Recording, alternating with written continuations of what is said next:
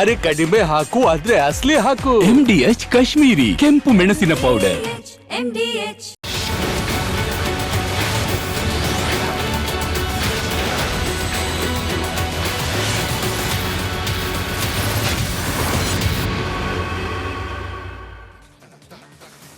ನಮಸ್ಕಾರ. ಕರ್ನಾಟಕ ಪ್ರೈಮ್ ಟೈಮ್ಗೆ ಸ್ವಾಗತ. ನಾನು ಶ್ರೀಪಾದ್ ಪಾಟೀಲ್. ಇವತ್ತಿನ ಪ್ರೈಮ್ ಟೈಮ್ನ ಟಾಪ್ 3 ಸ್ಟೋರೀಸ್ ಅನ್ನ ನೋಡ್ತಾ ಹೋಗೋಣ. ಮೊದಲನೇದಾಗಿ ಡೇರಿಂಗ್ ಆಪರೇಷನ್ ಅನ್ನು ನಡೆಸಿರುವಂಥದ್ದು ಅಮೆರಿಕ, ಅದು ಶತ್ರು ರಾಷ್ಟ್ರದ ನೆಲದಲ್ಲಿ. ಶತ್ರು ರಾಷ್ಟ್ರದ ನೆಲದಲ್ಲಿ ಅಮೆರಿಕ ನಡೆಸಿದಂಥ ಆಪರೇಷನ್ ಎಷ್ಟು ರಣರೋಚಕವಾಗಿತ್ತು ಅನ್ನೋದನ್ನು ನೀವು ತಿಳ್ಕೊಳ್ಳೇಬೇಕು. ತನ್ನ ದೇಶದ ಪೈಲಟನ್ನು ರಕ್ಷಣೆ ಮಾಡೋದಕ್ಕೆ ಅದೆಂಥ ಆಪರೇಷನ್ ಮಾಡಿದರು. ಇದು ಭಾಳ ಇಂಟ್ರೆಸ್ಟಿಂಗ್ ವಿಚಾರಗಳಿದೆ. ಇವತ್ತಿನ ಪ್ರೈಮ್ ಟೈಮಲ್ಲಿ ನೋಡ್ತಾ ಹೋಗೋಣ. ಇನ್ನು ಎರಡನೇ ಸ್ಟೋರಿ, ನರಕ ತೋರಿಸ್ತಾರ ಟ್ರಂಪ್. ಕೊಟ್ಟಿರುವಂಥ ಡೆಡ್ಲೈನ್ಗೆ ಕೌಂಟ್ ಡೌನ್ ಸ್ಟಾರ್ಟ್ ಆಗಿದೆ. ಆ ಕಡೆ ಇರಾನ್ ಯಾವುದಕ್ಕೂ ಕೂಡ ಬಗ್ತಾ ಇಲ್ಲ. ಇದೇ ರೀತಿಯ ಪರಿಸ್ಥಿತಿ ಮುಂದುವರೆದ್ರೆ ಟ್ರಂಪ್ಗಂತೂ ಅಕ್ಷರಶಃ ಇದು ಪ್ರತಿಷ್ಠೆಯಾಗಿದೆ. ಹಾರ್ಮುಜ್ ಸ್ಟ್ರೇಟ್ ವಿಚಾರವಾಗಿ ಈ ಕಡೆ ಇಸ್ರೇಲ್ ಯಾವ ಕಾರಣಕ್ಕೂ ತನ್ನ ನಿಲುವನ್ನು ಸಡಿಲಿಸ್ತಾ ಇಲ್ಲ. ಈ ಕಡೆ ಅಮೆರಿಕ ಬಿಡ್ತಾ ಇಲ್ಲ. ಕೊಟ್ಟಿರುವ ಡೆಡ್ಲೈನ್ ಮುಗಿಯೋದ್ರೊಳಗಡೆ ಅಥವಾ ಮುಗಿದ ಮೇಲೆ ಟ್ರಂಪ್ ಪೂರ್ಣ ಪ್ರಮಾಣದ ದಾಳಿಯನ್ನು ಇರಾನ್ ಮೇಲೆ ನಡೆಸ್ತಾರಾ, ಅಲ್ಲಿಗೆ ಇರಾನ್ಗೆ ನರಕವನ್ನು ತೋರಿಸ್ತಾರಾ ಅನ್ನುವಂಥ ಪ್ರಶ್ನೆ ಇದೆ. ನೋಡ್ತಾ ಹೋಗೋಣ. ಇನ್ನು ಮೂರನೇ ಸ್ಟೋರಿ, ಮುನಿಸು ಮುಗಿದಿಲ್ವಾ ಅನ್ನುವಂಥ ಪ್ರಶ್ನೆ. ಜಮೀರ್ ಇಲ್ಲಿ ಯಾರ್ರೀ ಅವ ಬಂದು ಟಿಕೆಟ್ ಅನೌನ್ಸ್ ಮಾಡೋಕ್ಕೆ ಅಂತ SS ಮಲ್ಲಿಕಾರ್ಜುನ್ ಒಂದು ಮಾತು ಅಂದ್ಬಿಟ್ರು. ಆ ಮಾತು ಜಮೀರ್ ಅಹಮದ್ ಅವರನ್ನ ಕೆರಳಿಸ್ತು. ಸಂಧಾನ ಮಾಡೋಣ, ಈ ಮುನಿಸನ್ನ ಮುಗಿಸೋಣ, ಮನವೊಲಿಸುವಂಥ ಕೆಲಸ ಆಗಲಿ ಅಂತ ಹೇಳಿ CM ಸಿದ್ದರಾಮಯ್ಯ ಅವರು ಜಮೀರ್ನ ಕರೆದು ದಾವಣಗೆರೆ ದಕ್ಷಿಣ ವಿಧಾನಸಭಾ ಕ್ಷೇತ್ರಕ್ಕೆ ಹೋಗಬೇಕು ಅಂತ ಜಮೀರ್ ಹೇಳಿದರು. ಜಮೀರ್ ಬಂದರು, ಆದರೆ ಹಿಂಗೆ ಬಂದ್ಬಿಟ್ರು. ಅಲ್ಲಿ ಪ್ರಚಾರ ಮಾಡಲಿಲ್ಲ, ಒಂದು ಸುದ್ದಿಗೋಷ್ಠಿಯನ್ನು ಮಾಡಿದರು. ಹಾಗಿದ್ರೆ ಒತ್ತಡದಲ್ಲಿ ಸಿಕ್ಕಾಕೊಂಡಿದ್ದಾರೆ ಜಮೀರ್ ಅನ್ನೋದು ಒಂದನೇ ಪ್ರಶ್ನೆ. ಆದರೆ ಎರಡನೇದು, ಜಮೀರ್ ಯಾಕೆ ಪ್ರಚಾರ ಮಾಡಲಿಲ್ಲ? ಸಿಟ್ಟು ಇನ್ನೂ ಕೂಡ ಕಡಿಮೆ ಆಗಿಲ್ವಾ? ಕಾಂಗ್ರೆಸ್ ಕಾರ್ಯಕರ್ತ ಅಥವಾ ಕಾಂಗ್ರೆಸ್ ನಾಯಕ ಅನ್ನುವಂಥದ್ದು ತೋರಿಕೆಗೆ ಮಾತ್ರ ಆಗ್ತಾ ಇದೆಯಾ? ಒಳಗಿನ ಆ ಆಕ್ರೋಶದ ಕೆಂಡ ಇನ್ನೂ ಕೂಡ ಆರಿಲ್ವಾ ಅನ್ನುವಂಥ ಪ್ರಶ್ನೆ ಇದೆ. ಎಲ್ಲ ಸುದ್ದಿಗಳನ್ನು ಗಮನಿಸ್ತಾ ಹೋಗೋಣ. ಅದಕ್ಕೆ ಕರ್ನಾಟಕ ಪ್ರೈಮ್ ಟೈಮ್ಗೆ ಮತ್ತೊಮ್ಮೆ ಸ್ವಾಗತ. ನಾನು ಶ್ರೀಪಾದ್ ಪಾಟೀಲ್. ಸುದ್ದಿಗಳನ್ನು ಗಮನಿಸ್ತಾ ಹೋಗೋಣ ವೀಕ್ಷಕರೇ. ಮೊದಲನೇದಾಗಿ ನಾಯಕತ್ವ ಬದಲಾವಣೆ ಚರ್ಚೆ ಮತ್ತೆ ಮುನ್ನೆಲೆಗೆ ಬರ್ತಾ ಇದೆ. ಪಂಚರಾಜ್ಯ ಚುನಾವಣೆಯ ಬಳಿಕ ನಾಯಕತ್ವ ಬದಲಾವಣೆ ಆಗುತ್ತಾ? CM ಸಿದ್ದರಾಮಯ್ಯ ಅವರು ರಾಜೀನಾಮೆಯನ್ನ ಕೊಟ್ಟು ಬಿಡ್ತಾರಾ ಅಥವಾ CM ಚೇರನ್ನ ಬಿಟ್ಟು ಕೊಟ್ಟು ಬಿಡ್ತಾರಾ ಅನ್ನುವಂಥ ಪ್ರಶ್ನೆ ಇದೆ. CM ಬಣದಿಂದಲೇ ನಾಯಕತ್ವ ಬದಲಾವಣೆಯ ಚರ್ಚೆ ಆಗ್ತಾ ಇದೆ. ಚರ್ಚೆ ಶುರುವಾಗಿದೆ. CM ಬಣದ ಸಚಿವರೊಬ್ಬರಿಂದ ನಾಯಕತ್ವ ಬದಲಾವಣೆಯ ಚರ್ಚೆ ನಡೆದಿದೆಯಂತೆ. ಈ ಸಂದರ್ಭದಲ್ಲಿ ಯಾಕೆ ಈ ಚರ್ಚೆ ಬಂತು ಅನ್ನುವಂಥದ್ದು ಪ್ರಶ್ನೆ. CM ಆಪ್ತರ ನಡೆ, ಆ ನಡೆಯ ಹಿಂದೆ ಭಾರೀ ತಂತ್ರಗಾರಿಕೆ ಇದೆಯಾ? ಚರ್ಚೆ ಜೀವಂತವಾಗಿದ್ದಷ್ಟು ಸಿದ್ದರಾಮಯ್ಯ ಕುರ್ಚಿ ಗಟ್ಟಿಯಾಗತ್ತಾ? CM ಕುರ್ಚಿ ಗಟ್ಟಿ ಮಾಡಿಕೊಳ್ಳುವ ತಂತ್ರಗಾರಿಕೆ. ಪವರ್ ಶೇರಿಂಗ್ ಅಂತ ಯಾವಾಗಲೂ ಚರ್ಚೆಯಲ್ಲಿದ್ರೆ ನಮ್ಮ ಚೇರ್ ಗಟ್ಟಿಯಾಗಿರುತ್ತೆ. ನಾವು ಸೈಲೆಂಟ್ ಆದ್ರೆ ನಮ್ಮ ಅಪೋಸಿಟ್ ಇರೋರು ಏನಾದರೂ ತಂತ್ರಗಾರಿಕೆ ಮಾಡಿ ಚೇರನ್ನ ಅಲ್ಲಾಡಿಸ್ಬಿಡ್ತಾರೆ ಅಥವಾ ನಮ್ಮಿಂದ ಕಿತ್ಕೊಂಡ್ಬಿಡ್ತಾರೆ ಎನ್ನುವಂಥ ತಂತ್ರಗಾರಿಕೆಯ ಇದು. ಸಂಪುಟ ಪುನರ್ರಚನೆ ಲೆಕ್ಕಾಚಾರದಲ್ಲಿ CM ಬಣ ಇದೆಯಾ ಅನ್ನುವಂಥ ಪ್ರಶ್ನೆ ಮೂಡ್ತಾ ಇದೆ.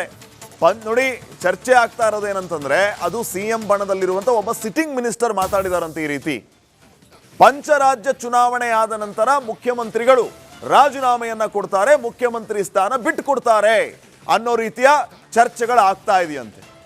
ಮುಖ್ಯವಾದ ಪ್ರಶ್ನೆ ಏನಂತಂದ್ರೆ, ಈಗ ಯಾಕೆ ಚರ್ಚೆ ಆಗ್ತಾ ಇದೆ ಇದು? ಈಗ ಎಲ್ಲವೂ ಕೂಡ ತಣ್ಣಗಿದ್ದಾಗ ಮತ್ತೆ ದಿಢೀರಂತ ಈ ಚರ್ಚೆ ಆಗೋದಕ್ಕೆ ಕಾರಣ ಏನು? ಅಲ್ಲಿ ಸಿಗುವಂಥ ಉತ್ತರ, ಇದನ್ನ ಜೀವಂತವಾಗಿರಿಸೋದು, ಚೇರ್ ಫೈಟ್ನ ಜೀವಂತವಾಗಿರಿಸಿದಷ್ಟು ನಮ್ಮ ಚೇರ್ ಸೇಫ್ ಆಗಿರುತ್ತೆ ಅನ್ನುವಂಥ ಲೆಕ್ಕಾಚಾರ, ತಂತ್ರಗಾರಿಕೆ ಇದರ ಹಿಂದೆ ಅಡಗಿದೆ ಅನ್ನುವಂತಹ ಮಾತುಗಳು ಕೇಳಿ ಬರ್ತಾ ಇದೆ. ಉಪಚುನಾವಣೆ ಪ್ರಚಾರದ ನಡುವೆಯೂ ಕೂಡ ಕೈ ಪಡೆಯಲ್ಲಿ ಈ ಚರ್ಚೆ ಆಗ್ತಾ ಇರೋದು ಕುತೂಹಲಕ್ಕೆ ಕಾರಣ ಆಗ್ತಾ ಇದೆ. ಇನ್ನಷ್ಟು ಮಾಹಿತಿಯನ್ನು ನೀಡ್ತಾರೆ ಪ್ರತಿನಿಧಿ ಹನುಮಂತ. ಈಗ ನೇರ ಸಂಪರ್ಕದಲ್ಲಿ ಜಾಯ್ನ್ ಆಗಿದ್ದಾರೆ. ಹನುಮಂತ, ರಾಜಕಾರಣ ಅನ್ನುವಂಥದ್ದೇ ಹೀಗೆ, ಯಾವಾಗ ಏನು ಚರ್ಚೆ ಆಗುತ್ತೆ, ಯಾವ ರೀತಿಯ ಆಯಾಮವನ್ನು ಪಡೆದುಕೊಳ್ಳುತ್ತೆ ಅನ್ನೋದಕ್ಕೆ ಹೇಳೋದಕ್ಕಾಗಲ್ಲ. ಇವತ್ತು ನೋಡಿ, ಎಲ್ಲರೂ ಕೂಡ ಬೈ ಎಲೆಕ್ಷನ್ ಅಖಾಡದಲ್ಲಿ ಬ್ಯುಸಿ ಇದ್ದಾರೆ. ಇದ್ರ ಮಧ್ಯೆ ನಮ್ಮನ್ನು ಮರಿಬೇಡ್ರಿ ಅನ್ನೋ ರೀತಿ ಚೇರ್ ವಾರ್ನ ವಿಚಾರ ಮತ್ತೆ ಮುನ್ನೆಲೆಗೆ ಬರ್ತಾ ಇದೆ. ಅದು ಒಬ್ಬ ಸಿಟ್ಟಿಂಗ್ ಮಿನಿಸ್ಟರ್ ಈ ರೀತಿ ಮಾತಾಡಿರೋದ್ರ ಹಿಂದೆ ನಾನಾ ರೀತಿಯ ಲೆಕ್ಕಾಚಾರ. ಈಗ ಯಾಕೆ ಈ ಚರ್ಚೆ ಬಂತು ಅನ್ನುವಂಥ ಪ್ರಶ್ನೆಗೆ ಆ ವಿಷಯವನ್ನು ಜೀವಂತವಾಗಿರಿಸೋದು, ಅದರಿಂದ ನಾವೇ ಸೇಫ್ ಅನ್ನುವಂಥ ತಂತ್ರಗಾರಿಕೆ ಅಂತೆ. ರಾಜಕೀಯ ಪಡಸಾಲೆಯಲ್ಲಿ ಈ ರೀತಿಯ ಚರ್ಚೆಗಳಾಗ್ತಾ ಇದೆ. ನೀವಿದನ್ನು ಯಾವ ಆಯಾಮದಿಂದ ನೋಡ್ತೀರಿ, ಯಾವ ರೀತಿ ವಿಶ್ಲೇಷಣೆ ಮಾಡ್ತೀರಿ ಇದನ್ನು? ಶ್ರೀಪಾದ್, ರಾಜಕಾರಣವೇ ಹಾಗೆ. ಒಂದು 4 ಜನ ರಾಜಕಾರಣಿಗಳು ಎಲ್ಲಾದ್ರೂ ಸೇರ್ತಾರೆ ಅಂತಂದ ಹೇಳಿದ್ರೆ ಅಲ್ಲಿ ಸಹಜವಾಗಿ ತಮ್ಮ ಮುಂದಿನ ನಡೆಗಳ ಬಗ್ಗೆ ತಾವು ಹೇಗೆ ಸೇಫ್ ಆಗಿರ್ಬೇಕು ಈ ರಾಜಕಾರಣದಲ್ಲಿ, ಜೊತೆಗೆ ತಮಗಿರುವಂತಹ ಅಧಿಕಾರವನ್ನ ಯಾವ ರೀತಿ ಉಳಿಸಿಕೊಳ್ಳಬೇಕು ಮತ್ತೆ ಅಧಿಕಾರವನ್ನ ಯಾವ ರೀತಿ ಪಡೆಯಬೇಕು ಅನ್ನೋಂತ ಒಂದಷ್ಟು ಸಹಜವಾದಂತ ಚರ್ಚೆಗಳನ್ನ ಮಾಡ್ತಾರೆ. ಆದ್ರೆ ಇಂಟ್ರೆಸ್ಟಿಂಗ್ ಫ್ಯಾಕ್ಟ್ ಏನಂತಂದ ಹೇಳಿದ್ರೆ, ಚುನಾವಣೆಗೂ ಮುನ್ನ, ಉಪಚುನಾವಣೆಗಳು ಘೋಷಣೆ ಆಗುವ ಮುನ್ನ ಅಥವಾ ಅಧಿವೇಶನದ ಸಂದರ್ಭದಲ್ಲೂ ಕೂಡ ಪ್ರತಿ ಬಾರಿಯೂ ಕೂಡ ಒಂದಷ್ಟು ಚರ್ಚೆಗಳು ನಡೀತಾ ಇತ್ತು. ಆದ್ರೆ ಈ ಬಾರಿಯ ಅಧಿವೇಶನ ಇತ್ತು, ಬಜೆಟ್ ಅಧಿವೇಶನ ಇತ್ತು. ಆ ಬಜೆಟ್ ಅಧಿವೇಶನದಲ್ಲಿ ಹೆಚ್ಚು ನಾಯಕತ್ವದ ವಿಚಾರ ಅಷ್ಟು ಚರ್ಚೆಗೆ ಬರ್ಲಿಲ್ಲ. ಯಾಕೆ ಅಂತಂದ ಹೇಳಿದ್ರೆ, ಬಜೆಟ್ ಮಂಡನೆ ಮಾಡ್ತಾರೆ, ಬಜೆಟ್ ಮಂಡನೆಯ ನಂತರದಲ್ಲಿ ಒಂದಷ್ಟು ನಾಯಕತ್ವ ಬದಲಾವಣೆಯ ಪ್ರಕ್ರಿಯೆಗಳು ಆಗಬಹುದು ಅಥವಾ ಚರ್ಚೆಗಳು ಶುರು ಆಗಬಹುದು, ಅಂತದ್ದೊಂದು ಕಾರ್ಯಚಟುವಟಿಕೆಗಳು ನಡೀಬಹುದು ಅನ್ನೋಂತ ಒಂದಷ್ಟು ಲೆಕ್ಕಾಚಾರದಲ್ಲಿ ಸೈಲೆಂಟ್ ಆಗಿದ್ರು. ಯಾವಾಗ ಉಪಚುನಾವಣೆ ಬಂತು ಅವಾಗ ಮತ್ತೆ ಒಂದಷ್ಟು ಚರ್ಚೆಗಳಿತ್ತು.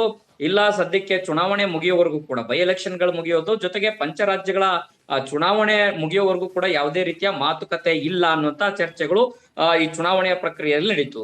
ಆದ್ರೆ ದಾವಣಗೆರೆ ದಕ್ಷಿಣ ವಿಧಾನಸಭಾ ಕ್ಷೇತ್ರ ಮತ್ತು ಬಾಗಲಕೋಟೆ ವಿಧಾನಸಭಾ ಕ್ಷೇತ್ರಗಳನ್ನ ಗೆಲ್ಲಲೇಬೇಕು ಅನ್ನುವಂತಹ ಜಿದ್ದಿಗೆ ಬಿದ್ದಿರುವಂತಹ ಕೈಪಡೆ ಇಡೀ ಶಾಸಕರನ್ನ, ಸಚಿವರನ್ನ ತಮ್ಮ ತಮ್ಮ ಎರಡೂ ಕ್ಷೇತ್ರಗಳಲ್ಲಿ ಠಿಕಾಣೆ ಹೂಡಿಸುವಂತ ಕೆಲಸವನ್ನ ಮಾಡಿದೆ. ಸಚಿವರು, ಶಾಸಕರೆಲ್ಲರೂ ಕೂಡ ಅಲ್ಲೇ ಆ ಕ್ಷೇತ್ರಗಳಿರುವಂತಹ ಕಾರಣಕ್ಕಾಗಿನೇ ಎಲ್ಲಿ ಶಾಸಕರಿರ್ತಾರೋ, ಎಲ್ಲಿ ಸಚಿವರು ಇರ್ತಾರೋ ಅಂತದ್ದೊಂದು ಮುಂದಿನ ರಾಜಕೀಯ ಭವಿಷ್ಯದ ಬಗ್ಗೆ ಒಂದಷ್ಟು ಚರ್ಚೆಗಳು ಸಹಜವಾಗಿ ಆಗತ್ತೆ. ಈ ಒಂದು ಲೆಕ್ಕಾಚಾರದಲ್ಲಿ ಸಿಎಂ ಸಿದ್ದರಾಮಯ್ಯನವರ ಆಪ್ತ ವಲಯದಲ್ಲಿ ಗುರುತಿಸಿಕೊಂಡಿರುವಂತಹ ಸಚಿವರೊಬ್ಬರು ಒಂದು ಮಾತನಾಡಿರುವಂತದ್ದು, ಪಂಚರಾಜ್ಯಗಳ ಚುನಾವಣೆಯ ಬಳಿಕ ಒಂದಷ್ಟು ಬದಲಾವಣೆಗಳ ಪರ್ವ ಶುರು ಆಗಬಹುದು ಅನ್ನೋಂಥ ಚರ್ಚೆಗಳನ್ನ ಆಡಿರುವಂತದ್ದು ಸ್ಥಳೀಯವಾಗಿ ಒಂದಷ್ಟು ಕಾಂಗ್ರೆಸ್ ನಾಯಕರಲ್ಲಿ ಆಶ್ಚರ್ಯನ ಉಂಟು ಮಾಡಿದೆ. ಯಾಕೆಂತಂದ ಹೇಳಿದ್ರೆ, ಕಾಂಗ್ರೆಸ್ ನಲ್ಲಿ ಈ ಮೊದಲು DCM DK ಶಿವಕುಮಾರ್ ಅವರು ಬಣದಲ್ಲಿ ಗುರುತಿಸಿಕೊಂಡಿರುವಂತಹ ಶಾಸಕರು ಆಗಾಗ ಡೇಟ್ ಗಳನ್ನ ಕೊಡ್ತಾ ಇದ್ರು, ಇಲ್ಲ ದೆಹಲಿಯಲ್ಲಿ ಒಂದು ಭರವಸೆ ಸಿಕ್ಕಿದೆ ಅನ್ನೋಂತ ಮಾತುಗಳನ್ನ ಹೇಳ್ತಾ ಇದ್ರು.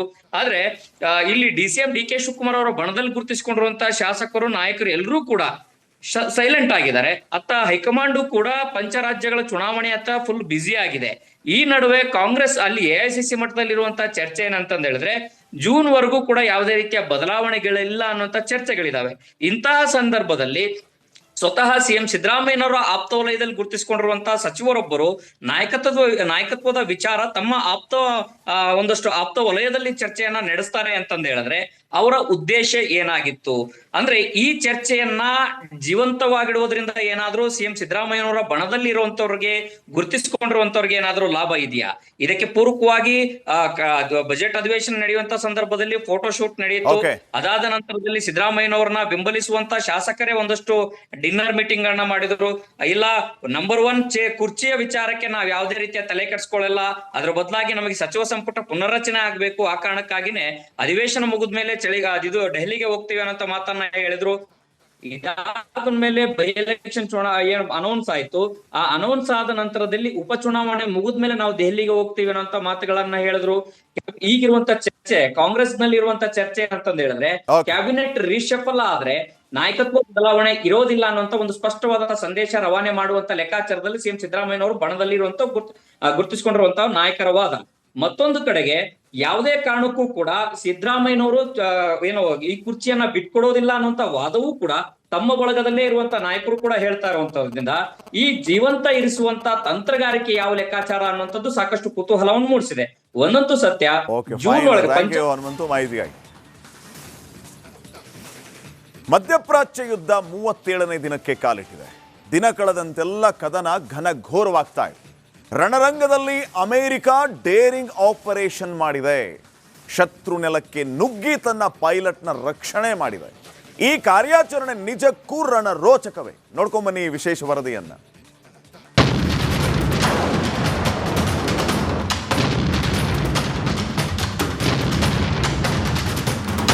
ಇರಾನ್ ಸಂಹಾರಕ್ಕೆ ಅಮೆರಿಕ ಶಪಥ ಮಾಡಿದೆ. ಶತಾಯಗತಾಯವಾಗಿ ಶಿಯಾ ದೇಶವನ್ನ ಶಿಲಾಯುಗಕ್ಕೆ ತಳ್ಳಲು ಪಣ ತೊಟ್ಟಿದೆ. ಸಿಡಿಲಮರಿ ಇಸ್ರೇಲ್ ಜೊತೆ ಸೇರಿ ಬೆಂಕಿ ಮಳೆ ಸುರಿಸ್ತಾ ಇದೆ. ಸಮರ ಭೂಮಿಯಲ್ಲಿ ದೊಡ್ಡಣ್ಣ ಈಗ ಮತ್ತೊಂದು ಡೇರಿಂಗ್ ಆಪರೇಷನ್ ಮಾಡಿದೆ.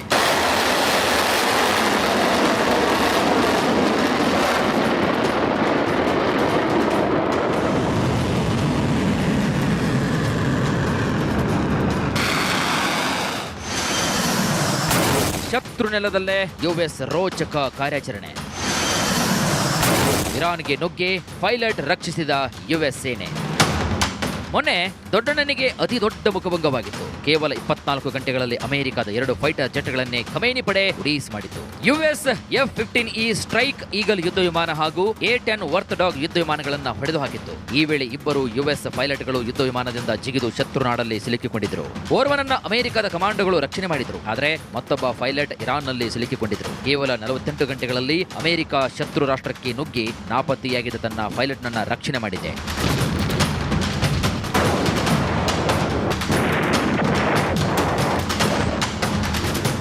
ಅಮೆರಿಕ ಪೈಲಟ್ನ ಜೀವಂತವಾಗಿ ಸೆರೆ ಹಿಡಿಯಲು ಇರಾನ್ ಸೇನೆ ಪಣ ತೊಟ್ಟಿತ್ತು.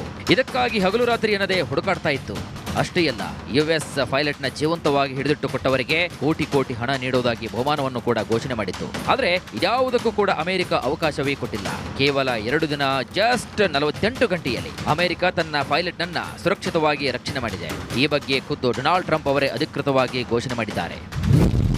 ನಮ್ಮ ಪೈಲಟ್ನ ರಕ್ಷಣೆ ಮಾಡಿದ್ದೇವೆ. ಕಳೆದ ಕೆಲವು ಗಂಟೆಗಳಲ್ಲಿ ಅಮೆರಿಕದ ಸೇನೆ ತನ್ನ ಇತಿಹಾಸದಲ್ಲಿ ಅತ್ಯಂತ ಧೈರ್ಯಶಾಲಿ ರಕ್ಷಣಾ ಕಾರ್ಯಾಚರಣೆಯನ್ನ ಯಶಸ್ವಿಯಾಗಿ ಮಾಡಿದೆ. ಇರಾನ್ನಲ್ಲಿ ಸಿಲುಕಿದ್ದ ನಮ್ಮ ಪೈಲಟ್ ಅನ್ನ ರಕ್ಷಣೆ ಮಾಡಿದ್ದೇವೆ. ಅವರು ಅತ್ಯಂತ ಗೌರವಾನ್ವಿತ ಕರ್ನಲ್ ಆಗಿದ್ದು ಇದೀಗ ಸುರಕ್ಷಿತವಾಗಿದ್ದಾರೆ ಅಂತ ತಿಳಿಸೋದಕ್ಕೆ ನನಗೆ ಸಂತೋಷವಾಗ್ತಾ ಇದೆ.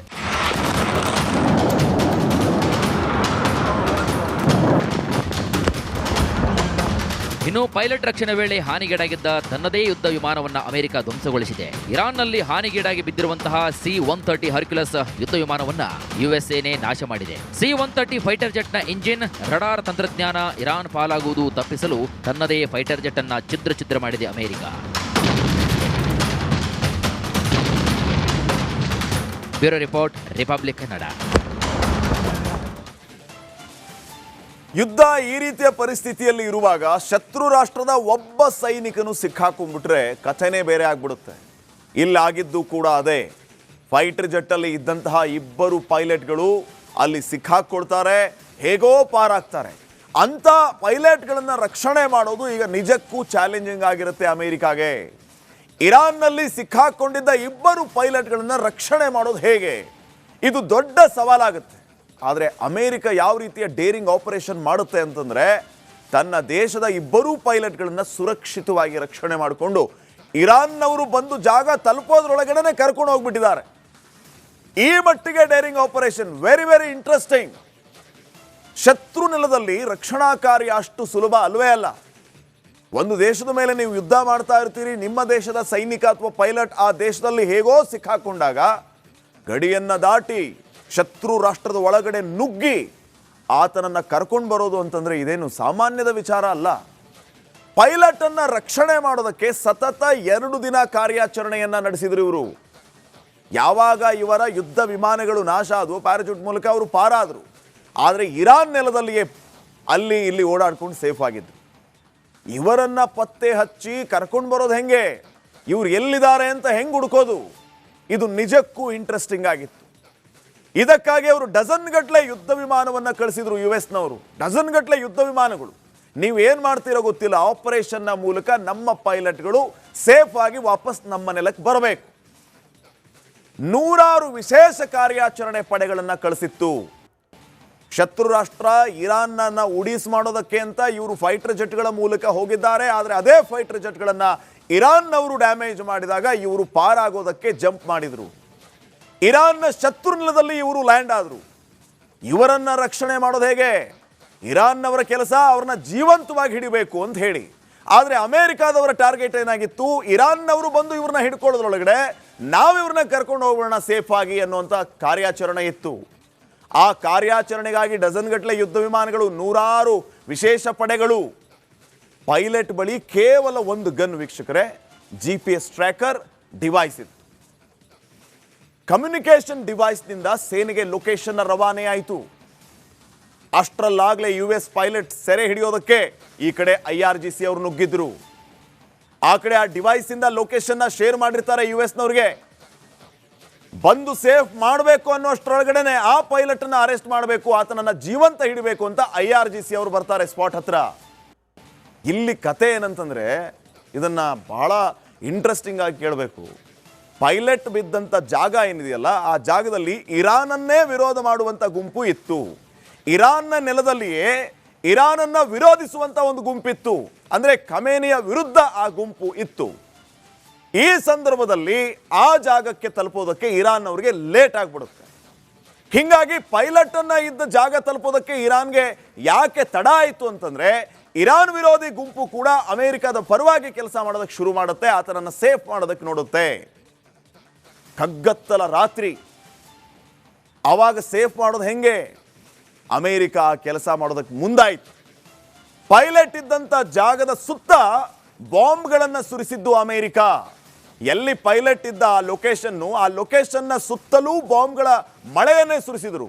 ಕಾರಣ ಏನಂತಂದ್ರೆ, ಆತ ಇದ್ದ ಜಾಗಕ್ಕೆ ಇರಾನಿಯನ್ ಪಡೆ ಬರಬಾರ್ದು. IRGSನವ್ರು ಯಾವುದೇ ಕಾರಣಕ್ಕೂ IRGC ಅಲ್ಲಿ ಬರಲೇಬಾರ್ದು ಅಂತ ಹೇಳಿ ಮಧ್ಯದಲ್ಲಿ ಅಮೆರಿಕನ್ ಪೈಲಟ್, ಸುತ್ತಲೂ ಕೂಡ ಬಾಂಬ್ಗಳನ್ನು ಸಿಡಿಸೋದು ನಿರಂತರವಾಗಿ.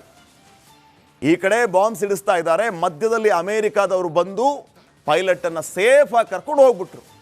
ಹೆಂಗ್ ಬಂದ್ರು ಹೆಂಗ್ ಹೋದ್ರು ಗೊತ್ತಾಗ್ಲಿಲ್ಲ. ಇರಾನ್ನ ಸೈನಿಕರು US ಪೈಲಟ್ ಸೆರೆ ಹಿಡಿಯದಂತೆ ದಿಗ್ಬಂಧನ ಹಾಕುವಂತ ಕೆಲಸವನ್ನ ಮಾಡಿದ್ರು ಆ ಬಾಂಬ್ಗಳ ಮೂಲಕ.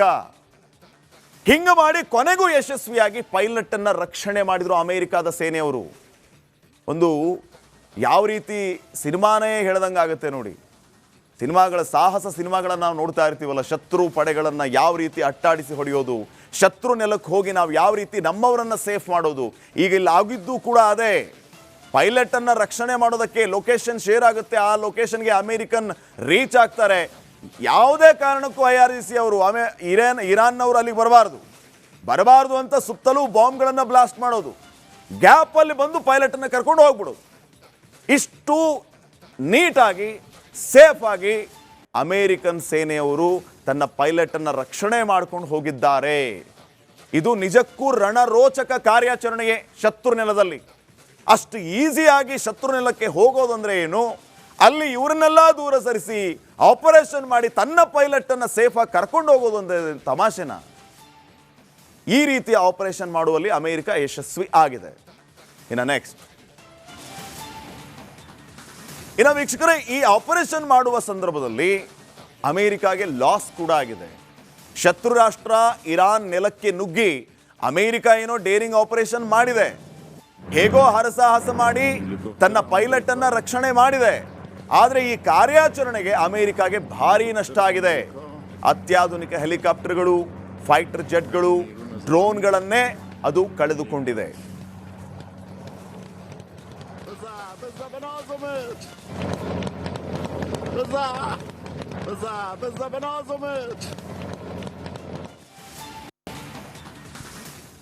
ಏನೇನು ಲಾಸ್ ಆಗಿದೆ ಅನ್ನೋದನ್ನ ನಾವು ನೋಡ್ತಾ ಹೋಗೋಣ. ಇದು ರಣರೋಚಕ ಆಪರೇಷನ್ ನಿಜ, ಆದರೆ ಎಷ್ಟು ಲಾಸ್ ಆಗಿದೆ ಅಮೆರಿಕಾಗೆ ತನ್ನ ಇಬ್ಬರು ಪೈಲಟ್ಗಳನ್ನು ರಕ್ಷಣೆ ಮಾಡ್ಕೊಳ್ಳೋದಕ್ಕೆ ಅಮೆರಿಕ ಏನೆಲ್ಲ ಕಳ್ಕೋಬೇಕಾಗಿ ಬಂತು ಅನ್ನೋದನ್ನು ನೋಡ್ತಾ ಹೋದರೆ, ಮೊದಲನೇದಾಗಿ 2 ಬ್ಲ್ಯಾಕ್ ಹಾಕ್ ಹೆಲಿಕಾಪ್ಟರ್ಗಳು. ಈ ಬ್ಲ್ಯಾಕ್ ಹಾಕ್ ಹೆಲಿಕಾಪ್ಟರ್ಗಳು ಎಷ್ಟರ ಮಟ್ಟಿಗೆ ವಿಶೇಷ ಅಂತಂದರೆ, 4 ಬ್ಲೇಡ್ ಇದೆ, ಇದಕ್ಕೆ ಡಬಲ್ ಇಂಜಿನ್ ಇದೆ, ರನ್ವೇ ಇಲ್ಲದ ಜಾಗದಲ್ಲಿ, ಒರಟಾದಂಥ ಜಾಗದಲ್ಲಿ ಇದು ಲ್ಯಾಂಡ್ ಆಗಬಲ್ಲಂತಹ ಒಂದು ವಿಶೇಷವಾದಂತಹ ಹೆಲಿಕಾಪ್ಟರ್. ಗ್ರೌಂಡ್ ಲೆವೆಲಲ್ಲಿ ಆಪರೇಷನ್ ಮಾಡೋದಕ್ಕೆ ಹೇಳಿ ಮಾಡಿಸಿದಂತಹ ಹೆಲಿಕಾಪ್ಟರ್ ಇದು. 1974ರಲ್ಲೇ ಇದನ್ನು ಯಾವ ರೀತಿ ಎಲ್ಲ ಇಂಥ ಉದ್ದೇಶಗಳು ಯುದ್ಧದ ಸಂದರ್ಭದಲ್ಲಿ ಕರಾರುವಕ್ ನಿಶ್ಚಿತ ಪ್ರಖರವಾಗಿ ವೇಗವಾಗಿ ದಾಳಿ ಮಾಡಬಲ್ಲಂತಹ ಹೆಲಿಕಾಪ್ಟರ್ನ 1974ರಲ್ಲೇ ಕಂಡುಹಿಡಿತಾರೆ ಇವರು. ಆಗಿನಿಂದ ಈಗಿನವರೆಗೂ ಇದು ಇದೇ ರೀತಿಯ ಶಾರ್ಪ್ ಸರ್ವಿಸನ್ನು ಮಾಡ್ತಾ ಬಂದಿದೆ. ಇಂಥ ವಿಶೇಷವಾದಂತಹ ಬ್ಲ್ಯಾಕ್ ಹಾಕ್ ಹೆಲಿಕಾಪ್ಟರನ್ನು ಇರಾನ್ನವರು ನಾಶಪಡಿಸಿದರು, ಡ್ಯಾಮೇಜ್ ಮಾಡಿದರು ಅನ್ನುವಂಥದ್ದಿದೆ. ಇನ್ನು ಎರಡನೇದಾಗಿ ಒಂದು C-130 ಹರ್ಕ್ಯುಲೆಸ್ ಜೆಟ್. ಇದು ಅತ್ಯಂತ ಚಾಣಾಕ್ಷವಾದಂತಹ ಒಂದು ಫೈಟರ್ ಜೆಟ್ ಅಂತ ಹೇಳ್ಬೋದು. ಇದು ಹೆಚ್ಚು ಭಾರವನ್ನು ಹೊಂದಿರದ ಒಂದು ಹರ್ಕ್ಯುಲೆಸ್ ಜೆಟ್.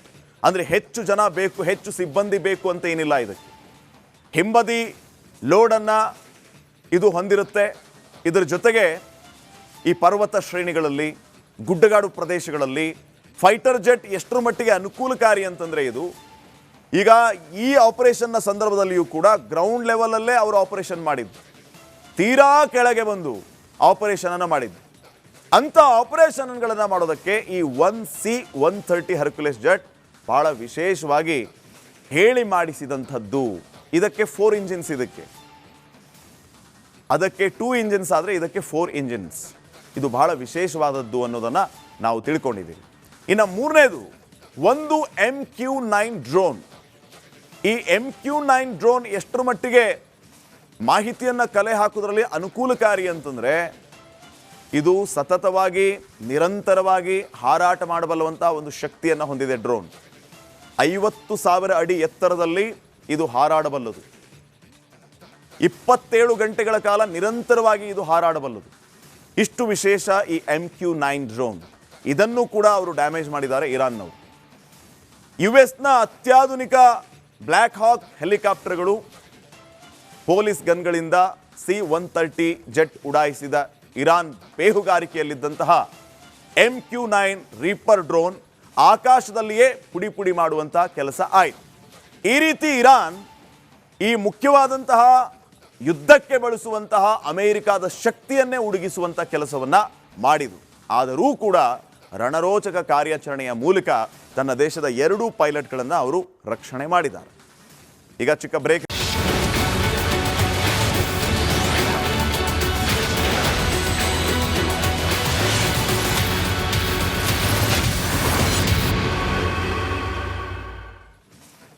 ವಿರಾಮದ ನಂತರ ಮತ್ತೆ ಸ್ವಾಗತ. US ಡೇರಿಂಗ್ ಆಪರೇಷನ್ಗೆ ಇರಾನ್ ಟಕ್ಕರ್ ಕೊಟ್ಟಿದೆ. ಅಮೆರಿಕ ಹೇಳಿಕೆಯನ್ನ ಇರಾನ್ ವಕ್ತಾರ ಇಬ್ರಾಹಿಂ ಜೋಲ್ಫಗಾರಿ ತಳ್ಳಿ ಹಾಕಿದ್ದಾರೆ. ಅಮೆರಿಕ ತನ್ನ ಪೈಲಟ್ನ ರಕ್ಷಣೆ ಮಾಡಿಲ್ಲ, ನಾವು C-130 ಹರ್ಕ್ಯುಲೆಸ್ ಯುದ್ಧ ವಿಮಾನವನ್ನು ಕೂಡ ಹೊಡೆದು ಹಾಕಿದ್ದೀವಿ, ಅಮೆರಿಕಕ್ಕೆ ಭಾರಿ ಮುಖಭಂಗವಾಗಿದೆ ಅಂತ ಇರಾನ್ ಹೇಳಿದೆ. ನೋಡಿ, ಈಗ ಅಮೆರಿಕಾದವರ ವಾದ ಏನು, ಇರಾನ್ ಅವರ ವಾದ ಏನು ಅನ್ನೋದನ್ನು ನಾವು ಕ್ವಿಕ್ ಆಗಿ ನೋಡ್ತಾ ಹೋಗೋಣ. ಅಮೆರಿಕ ಹೇಳ್ತಾ ಇರೋದೇನಂತಂದರೆ ನಮ್ಮ ಪೈಲಟ್ಗಳ ರಕ್ಷಣೆ ಆಗಿದೆ ಅಂತ ಹೇಳಿ. ಇರಾನ್ ಹೇಳ್ತಾ ಇರೋದೇನಂತಂದರೆ ಇಲ್ಲ ಇಲ್ಲ, ಪೈಲಟ್ಗಳ ರಕ್ಷಣೆ ಆಗಿಲ್ಲ, ಟ್ರಂಪ್ ಸುಳ್ಳು ಹೇಳ್ತಿದ್ದಾರೆ ಅಂತ ಇರಾನ್ ಹೇಳ್ತಾ ಇದೆ. ಮುಂದುವರೆದ ಭಾಗವಾಗಿ ರಕ್ಷಣಾ ಕಾರ್ಯಾಚರಣೆಯನ್ನು ಯಶಸ್ವಿಯಾಗಿ ಮಾಡಿದ್ದೇವೆ ಅಂತ ಅಮೆರಿಕ ಹೇಳ್ತಾ ಇದ್ರೆ, ರಕ್ಷಣಾ ಕಾರ್ಯಾಚರಣೆ ವಿಫಲವಾಗಿದೆ ಅಂತ ಇರಾನ್ ಹೇಳ್ತಾ ಇದೆ. ಕಾರಣ ಅವರ ಯುದ್ಧ ವಿಮಾನಗಳನ್ನು ನಾವು ಹೊಡೆದು ಹಾಕಿದ್ದೀವಿ ಅಂತ ಇರಾನ್ ಹೇಳ್ತಾ ಇದೆ. ಐತಿಹಾಸಿಕ ಕಾರ್ಯಾಚರಣೆ ಅಂತ ಅಮೆರಿಕ ಹೇಳ್ತಾ ಇದ್ರೆ, ಈ ಕಾರ್ಯಾಚರಣೆಗೆ ನಾವು ಅವಕಾಶವನ್ನೇ ಕೊಟ್ಟಿಲ್ಲ, ಇನ್ನು ಎಲ್ಲಿಂದ ಐತಿಹಾಸಿಕ ಬಂತಿದು ಅಂತ ಇರಾನ್ ಅವರು ಪ್ರಶ್ನೆ ಮಾಡ್ತಾ ಇದ್ದಾರೆ. ಇಬ್ಬರೂ ಪೈಲಟ್ಗಳನ್ನು ಸೇಫ್ ಮಾಡಿದ್ದೀವಿ ಅಂತ ಹೇಳಿ ಟ್ರಂಪ್ ಹೇಳ್ತಾ ಇದ್ರೆ, ಟ್ರಂಪ್ ಹೇಳಿದ್ದೆಲ್ಲವೂ ಸುಳ್ಳು ಅಂತ ಇರಾನ್ ಹೇಳ್ತಾ ಇದೆ. 2 ಜೆಟ್ಗಳನ್ನು ಮಾತ್ರ ಕಳೆದುಕೊಂಡಿದ್ದೇವೆ ಅಂತ ಅಮೆರಿಕ ಒಪ್ಕೊಂಡಿದೆ. ಆದರೆ ಇರಾನ್ ಹೇಳ್ತಾ ಇರೋದೇನಂತಂದರೆ, ಕೇವಲ 2 ಜೆಟ್ಗಳು ಮಾತ್ರ ಅಲ್ಲ, 2 ಹಾಕ್ ಹೆಲಿಕಾಪ್ಟರ್, 2 C-130 ಜೆಟ್, ಒಂದು MQ-9 ಡ್ರೋನ್, ಇವೆಲ್ಲವನ್ನು ಕೂಡ ನಾಶಪಡಿಸಿದ್ದೀವಿ ಅಂತ ಹೇಳಿ ಇರಾನ್ ಹೇಳ್ತಾ ಇದೆ. ಈಗ ಚಿಕ್ಕ ಬ್ರೇಕ್ ಇರುತ್ತೆ.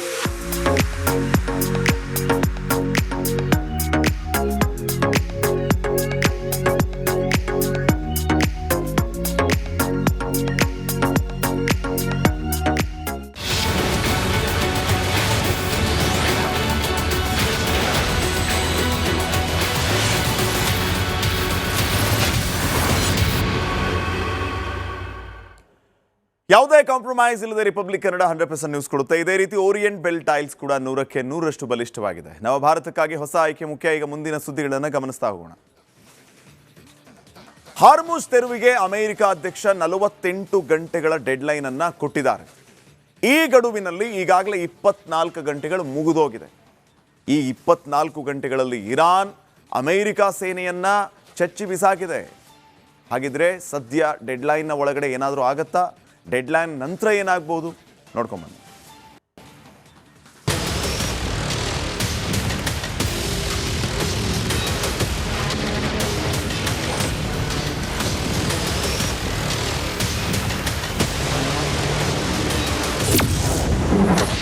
ಟ್ರಂಪ್ ಡೆಡ್ಲೈನ್ಗೆ ಇರಾನ್ ಡೋಂಟ್ ಕೇರ್. ಖಮೇನಿ ಪಡೆ ದಾಳಿಗೆ ನಲುಗಿದ ಯುಎಸ್. ಅಮೆರಿಕ ಅಧ್ಯಕ್ಷನ ಯಾವ ಗೊಡ್ಡು ಬೆದರಿಕೆಗಳಿಗೂ ಇರಾನ್ ಜಗ್ತಾನೇ ಇಲ್ಲ. 48 ಗಂಟೆಗಳಲ್ಲಿ ಹಾರ್ಮುಜ್ ಜಲಸಂಧಿಯನ್ನ ತೆರೆಯೋದಕ್ಕೆ ಟ್ರಂಪ್ ಕೊಟ್ಟಿರೋ ಡೆಡ್ಲೈನ್ಗೆ ಕಿಂಚಿತ್ತೂ ಕೇರ್ ಮಾಡ್ತಿಲ್ಲ. ಬದಲಾಗಿ ದೊಡ್ಡಣ್ಣನಿಗೆ ಏಷ್ಯಾ ದೇಶ ನರಕ ದರ್ಶನ ಮಾಡಿಸ್ತಾ ಇದೆ. ಇಂಚಿಂಚು ನರಕ ತೋರಿಸ್ತಾ ಇದೆ. ಅಮೆರಿಕ ಮಿತ್ರ ರಾಷ್ಟ್ರಗಳ ಮೇಲೆ ಮಿಸೈಲ್ ಮಳೆ. ರಣರಂಗದಲ್ಲಿ ಇರಾನ್ ಅಕ್ಷರಶಃ ರುದ್ರ ತಾಂಡವವಾಡ್ತಿದೆ. ಗಲ್ಫ್ನಲ್ಲಿರುವ ಅಮೆರಿಕದ ಮಿತ್ರ ರಾಷ್ಟ್ರಗಳ ಮೇಲೆ ಮಿಸೈಲ್ ಮಳೆ ಸುರಿಸ್ತಾ ಇದೆ. ಬಹರೇನ್ ಅತಿ ದೊಡ್ಡ ತೈಲ ರೆಫೈನರಿ ಮೇಲೆ ಕ್ಷಿಪಣಿ ದಾಳಿ ಮಾಡಿದೆ. ಇರಾನ್ ದಾಳಿಗೆ ರೆಫೈನರಿಯಲ್ಲಿ ಅಗ್ನಿ ನರ್ತನವಾಗ್ತಾ ಇದೆ.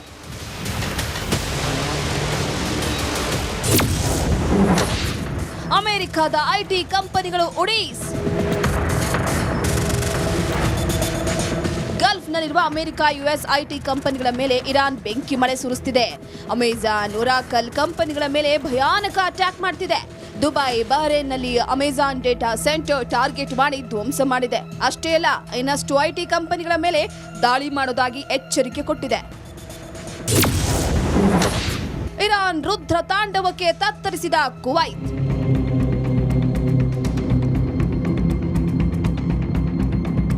ಇರಾನ್ ರುದ್ರ ತಾಂಡವಕ್ಕೆ ಕುವೈತ್ ಅಕ್ಷರಶಃ ನಲಗಿ ಹೋಗಿದೆ.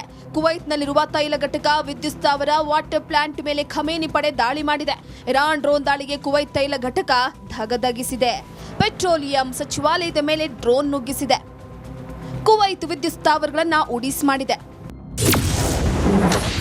ಘಾತಕ ಮಿಸೈಲ್ಗಳಲ್ಲಿ ಪ್ರತಿಕಾರದ ಸಂದೇಶ.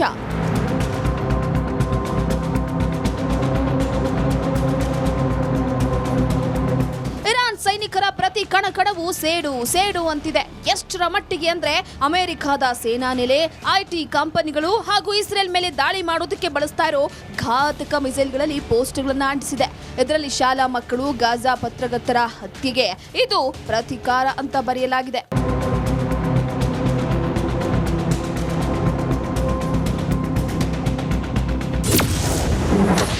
ಪೈಲಟ್ ರೆಸ್ಕ್ಯೂ ವೇಳೆ ಯುಎಸ್ ಜೆಟ್ ಉಡೀಸ್.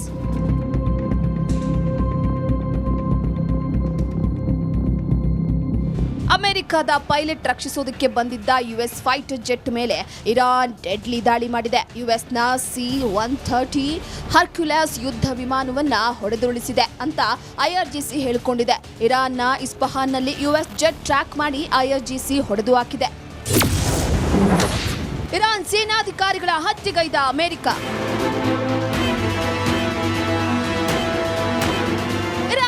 ಅಮೆರಿಕ ಭಯಾನಕ ಅಟ್ಯಾಕ್ ಮಾಡಿದೆ. ರಣಭೀಕರ ಕಾಳಗದಲ್ಲಿ ಇರಾನ್ ಸೇನಾಧಿಕಾರಿಗಳನ್ನ ಟ್ರಂಪ್ ಪಡೆ ಹತ್ಯೆ ಮಾಡಿದೆ. ನೋಡಿದ್ರಲ್ಲ, ಟ್ರಂಪ್ ಡೆಡ್ಲೈನ್ಗೆ ಜಗ್ಗದ ಇರಾನ್ ಹೇಗೆ ಅಬ್ಬರಿಸ್ತಾ ಇದೆ ಅಂತ. ಖಮೇನಿ ಪಡೆ ಆರ್ಭಟಕ್ಕೆ ಟ್ರಂಪ್ ಬೆಚ್ಚಿ ಬಿದ್ದಿರೋದಂತೂ ಸತ್ಯ. Bureau report, republic Kannada.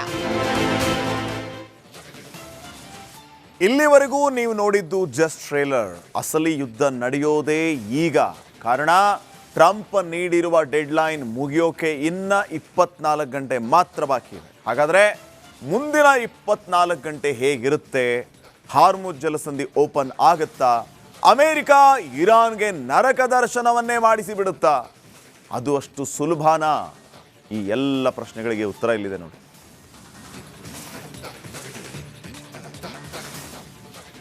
ನೋಡಿ, ಅಮೆರಿಕ ಖಾರ್ಗ್ ದ್ವೀಪವನ್ನ ವಶಕ್ಕೆ ಪಡೆಯಬಹುದು. ಫುಲ್ ಫ್ಲೆಡ್ಜ್ ಆಗಿ ಯುದ್ಧ ಆರಂಭ ಆದರೆ ನಾವು ಭೀಕರ ದಾಳಿಯನ್ನ ಮಾಡ್ತೀವಿ, ಹಾರ್ಮುಜ್ ಓಪನ್ ಮಾಡಲಿಲ್ಲ ಅಂದ್ರೆ ಅಂತ ಈಗಾಗಲೇ ಎಚ್ಚರಿಕೆಯನ್ನ ಕೊಟ್ಟಿರುವ ಅಮೆರಿಕ, ಒಂದು ವೇಳೆ ಈಗ ಸಂಪೂರ್ಣ ಪ್ರಮಾಣದಲ್ಲಿ ಯುದ್ಧವನ್ನ ಆರಂಭ ಮಾಡಿಬಿಟ್ಟರೆ, ತಾನು ಹೇಳುತ್ತಿರುವ ಹಾಗೆ ಭೀಕರ ದಾಳಿಯನ್ನ ಮಾಡ್ತೀವಿ ಅಂತ ಹೇಳೋದನ್ನ ಶುರು ಮಾಡಿಬಿಟ್ರೆ, ಮೊದಲು ಖಾರ್ಗ್ ದ್ವೀಪವನ್ನ ವಶಕ್ಕೆ ಪಡೆಯಬಹುದು. ಆದರೆ ಆ ಖಾರ್ಗ್ ದ್ವೀಪವನ್ನ ವಶಕ್ಕೆ ಪಡೆಯೋದು ಅಷ್ಟು ಈಸಿನಾ? ಖಾರ್ಗ್ ದ್ವೀಪದ ಸುತ್ತಲೂ ಕೂಡ ಇರಾನ್ನ ಭದ್ರ ಕೋಟೆ ಇದೆ. ಹೆಚ್ಚು ಇರಾನ್ ಸೇನೆಯನ್ನ ಡಿಪ್ಲಾಯ್ ಮಾಡುವಂತ ಕೆಲಸ ಇರಾನ್ನಿಂದ ಆಗಿದೆ. ಕಾರಣ, ಈಗಾಗಲೇ ಅಲರ್ಟ್ ಆಗಿಬಿಟ್ಟಿದ್ದಾರೆ ಅವರು. ಯಾವಾಗ ಖಾರ್ಗ್ ದ್ವೀಪದ ಮೇಲೆ ಅಮೆರಿಕ ಫೋಕಸ್ ಮಾಡ್ತೋ, ಟಾರ್ಗೆಟ್ ಮಾಡ್ತೋ, ಶತ್ರು ರಾಷ್ಟ್ರದ ಟಾರ್ಗೆಟ್ ಈ ಒಂದು ಪ್ರದೇಶ ಅಂತ ಗೊತ್ತಾಯಿತು, ಖಾರ್ಗ್ನ ಸುತ್ತಲೂ ಕೂಡ ಭದ್ರಕೋಟೆಯನ್ನು ರಚನೆ ಮಾಡಿದ ಇರಾನ್. ಹಾರ್ಮುಜ್ ಜಲಸಂಧಿಯ ಮೇಲೆ ದಾಳಿಯನ್ನ ಮಾಡಬಹುದು ಇನ್ನ. ಆದರೆ ಹಾರ್ಮುಜ್ನಲ್ಲಿ ಜಲ ಬಾಂಬ್ಗಳನ್ನು ಅಳವಡಿಸಿದೆ ಇರಾನ್. ಲ್ಯಾಂಡ್ ಮೈನ್ ಅಂತ ಕರೀತಾರೆ ಅವನ್ನ. ಎಲ್ಲಿ ನೀವು ಆ ಪ್ಲೇಸನ್ನು ವಶಕ್ಕೆ ಪಡೆಯೋದಕ್ಕೆ ಅಂತ ಕಾಲಿಡ್ತೀರೋ ಆ ಕಾಲಿಟ್ಟ ಜಾಗದಲ್ಲೇ ಬಾಂಬ್ಗಳನ್ನು ಇಟ್ಟಿರ್ತಾರೆ. ಕಾಲು ಎತ್ತಿದ್ರೆ ಸಾಕು ಬ್ಲಾಸ್ಟ್. ಇದು ಲ್ಯಾಂಡ್ ಮೈನ್. ಇನ್ನು ಸಿ ಮೈನ್ಗಳು ಕೂಡ ಇರುತ್ತೆ. ಸಮುದ್ರದ ಆಳದಲ್ಲಿಯೂ ಕೂಡ ಬಾಂಬ್ಗಳನ್ನು ಇವರು ಫಿಕ್ಸ್ ಮಾಡಿರ್ತಾರೆ. ಶತ್ರು ರಾಷ್ಟ್ರದ ಹಡಗುಗಳು ಬಂದು ಕಾರ್ಯಾಚರಣೆಯನ್ನ ಮಾಡೋದಕ್ಕೆ ಹೊಂಟ ಸಂದರ್ಭದಲ್ಲಿ ಫೋರ್ಸ್ ಹೆಚ್ಚಾಗಿ ಬ್ಲಾಸ್ಟ್ ಆಗುವಂತ ಕೆಲಸ ಆಗುತ್ತೆ. ಸೊ ಈ ರೀತಿ ಲ್ಯಾಂಡ್ ಮೈನ್, ಸಿ ಮೈನ್ಗಳನ್ನು ಇನ್ಸ್ಟಾಲ್ ಮಾಡಿರುವಂಥದ್ದು ಇರಾನ್. ಅದು ಕೂಡ ಅಷ್ಟು ಈಸಿ ಅಲ್ಲ ಅಮೆರಿಕಾದವರಿಗೆ. ಇರಾನ್ನಲ್ಲಿ ಅಮೆರಿಕ ಗ್ರೌಂಡ್ ಆಪರೇಷನ್ನ ಮಾಡಬಹುದು. ಇದು ಇನ್ನೂ ಕಷ್ಟ. ಗ್ರೌಂಡ್ ಆಪರೇಷನ್ ಮಾಡೋದು ಅಂತಂದ್ರೆ ಅಷ್ಟು ಸುಲಭದ ಮಾತಲ್ಲ. ಯಾವ ಕಡೆಯಿಂದ ಬರ್ತಾರೆ ಅವರು ಗ್ರೌಂಡ್ ಆಪರೇಷನ್ ಮಾಡೋಕ್ಕೆ? ಈ ರೀತಿ ಫೈಟರ್ ಜೆಟ್ಗಳನ್ನ ತಗೊಂಡ್ಬಂದೇ ಹೊಡೆಸ್ಕೊಂಡು ವಾಪಸ್ ಹೋಗ್ತಿದ್ದಾರೆ. ಇನ್ನು ಭೂಮಾರ್ಗವಾಗಿ ಬಂದ್ರೆ IRGCಯ ಕಾರ್ಯಾಚರಣೆ ಯಾವ ರೀತಿ ಇರಬಹುದು, ಯಾವ ಮಾರ್ಗದ ಮೂಲಕ ಅವರು ಬರ್ತಾರೆ ಅನ್ನುವಂಥದ್ದು ಮುಖ್ಯ ಆಗುತ್ತೆ. ಇವರು ಗ್ರೌಂಡ್ ಆಪರೇಷನ್ ಮಾಡ್ತೀವಿ ಅಂತ ಬಂದ್ರೆ ಇರಾನ್ನಲ್ಲಿ ರಕ್ಷಣಾ ಕಾರ್ಯಕ್ಕೆ ಅಮೆರಿಕ ಒಂದು ರೀತಿ ಪರದಾಡ್ತಾ ಇದೆ. ವಿಧಿ ಇಲ್ಲದೆ ಅಮೆರಿಕ ಡೆಡ್ಲೈನ್ನ ವಿಸ್ತರಣೆ ಮಾಡ್ತಾನೇ ಇದೆ. ಮತ್ತೆ ಮಾಡಬಹುದು. ಕೊಟ್ಟಿರುವ 48 ಗಂಟೆಗಳಲ್ಲಿ 24 ಗಂಟೆ ಮುಗಿದೋಯ್ತು. ಇನ್ನು 24 ಗಂಟೆ ಮತ್ತೆ ವಿಸ್ತರಣೆ ಮಾಡ್ಬೋದು. ನಾವು ಇನ್ನೊಂದು 4 ದಿನ ಕೊಡ್ತೀವಿ ಅವರಿಗೆ ಅಂತ ಹೇಳ್ಬೋದು. ಹೀಗೆ ವಿಸ್ತರಣೆ ಮಾಡ್ಕೊತಾನೆ ಹೋಗ್ತಾರಾ, ಅಥವಾ ಇದಕ್ಕೊಂದು ದಿ ಎಂಡ್ ಅನ್ನುವಂಥದ್ದು ಇದೆಯಾ, ಅಥವಾ ಸಂಧಾನ ಮತ್ತೊಂದು ಮಗದೊಂದು ಬೇರೆ ದೇಶಗಳು ಒತ್ತಡ ಹಾಕಿ ಯುದ್ಧವನ್ನು ನಿಲ್ಲಿಸ್ತಾವ ಅನ್ನುವಂಥದ್ದು ಸದ್ಯಕ್ಕಿನ ಪ್ರಶ್ನೆ ಆಗಿದೆ. ನೋಡೋಣ ಏನಾಗುತ್ತೆ ಅಂತ. ಇನ್ನು ನೆಕ್ಸ್ಟ್, ಮಧ್ಯಪ್ರಾಚ್ಯ ಯುದ್ಧದಲ್ಲಿ ಭಯಾನಕ ಬೆಳವಣಿಗೆ ಆಗಿದೆ. ಕೊಲ್ಲಿ ಕದನ ಪರಮಾಣು ಯುದ್ಧಕ್ಕೆ ನಾಂದಿ ಹಾಡ್ತಾ ಇದೆ. ಕಾರಣ ಇಸ್ರೇಲ್ ಅಮೆರಿಕ ನಡೆಸಿರುವಂತಹ ಅದೊಂದು ಭಯಾನಕ ಅಟ್ಯಾಕ್, ಇರಾನ್ ಮೇಲೆ ನಡೆಸಿರುವಂಥ ಡೆಡ್ಲಿ ದಾಳಿ.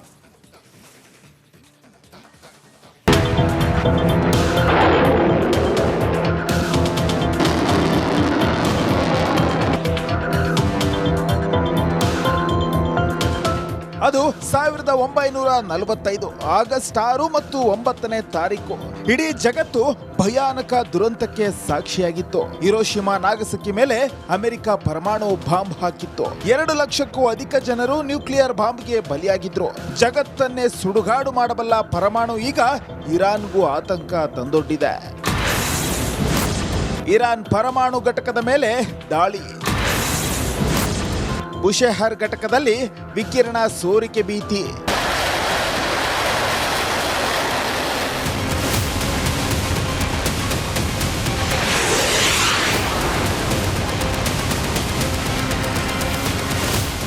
ಅಮೆರಿಕ ಇಸ್ರೇಲ್ ಸಂಧಾನ ಮಾತುಕತೆ ನಡುವೆ ಇರಾನ್ ಮೇಲೆ ಭಯಾನಕ ದಾಳಿ ಮಾಡಿದೆ. ದಕ್ಷಿಣ ಇರಾನ್ಗೆ ಹೊಂದಿಕೊಂಡ ಕರಾವಳಿ ತೀರದ ಬುಷೆಹರ್ ಪರಮಾಣು ವಿದ್ಯುತ್ ಘಟಕದ ಮೇಲೆ ಮಿಸೈಲ್ ಅಟ್ಯಾಕ್ ಮಾಡಿದೆ. 14 ದಿನಗಳ ಅಂತರದಲ್ಲಿ ಬುಷೆಹರ್ ಪರಮಾಣು ವಿದ್ಯುತ್ ಘಟಕದ ಮೇಲೆ 4ನೇ ಬಾರಿಗೆ ದಾಳಿ ಮಾಡಿದೆ. ಅಕ್ಷರಶಃ ಬೆಂಕಿ ಮಳೆಯನ್ನೇ ಸುರಿಸಿದೆ. ಇದು ಇಡೀ ಇರಾನಿಗೆ ಈಗ ಅತಿ ದೊಡ್ಡ ಆತಂಕ ತಂದಿಟ್ಟಿದೆ.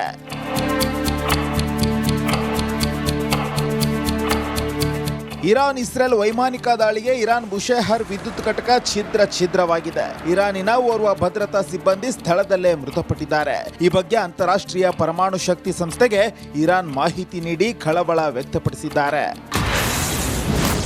ಕೊಲ್ಲಿ ದೇಶಗಳ ಜನರ ಬದುಕು ನಾಶವಾಗಲಿದೆ. ಇಸ್ರೇಲ್ ಅಮೆರಿಕಾಗೆ ಇರಾನ್ ಖಡಕ್ ವಾರ್ನಿಂಗ್.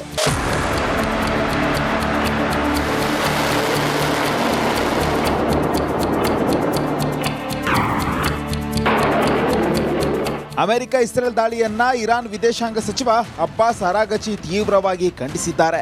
ಎರಡೂ ದೇಶಗಳಿಗೂ ಖಡಕ್ ವಾರ್ನ್ ಮಾಡಿದ್ದಾರೆ. ಇಸ್ರೇಲ್ ಅಮೆರಿಕ ಪಡೆಗಳು ಬುಷೆಹರ್ ವಿದ್ಯುತ್ ಘಟಕದ ಮೇಲೆ ಬಾಂಬ್ ದಾಳಿ ನಡೆಸಿವೆ. ಟೆಹರಾನ್ನ ಪೆಟ್ರೋಕೆಮಿಕಲ್ ಘಟಕಗಳ ಮೇಲೆ ದಾಳಿ ಮಾಡಿವೆ. ಒಟ್ಟಾರೆ ನಾಗರಿಕ ಮೂಲ ಸೌಲಭ್ಯಗಳನ್ನು ನಾಶಗೊಳಿಸುವ ಉದ್ದೇಶದೊಂದಿಗೆ ದಾಳಿ ನಡೆಸಿದೆ. ವಿಕಿರಣ ಸೋರಿಕೆಯಾದರೆ ಕೊಲ್ಲಿ ದೇಶಗಳ ಜನರ ಬದುಕು ನಾಶ ಆಗಲಿದೆ. ಪ್ರತಿಕಾರವಾಗಿ ಕೊಲ್ಲಿ ದೇಶಗಳಲ್ಲಿರುವ ಅಮೆರಿಕ ನೆಲೆಗಳ ಮೇಲೆ ದಾಳಿ ನಡೆಸುತ್ತೇವೆ.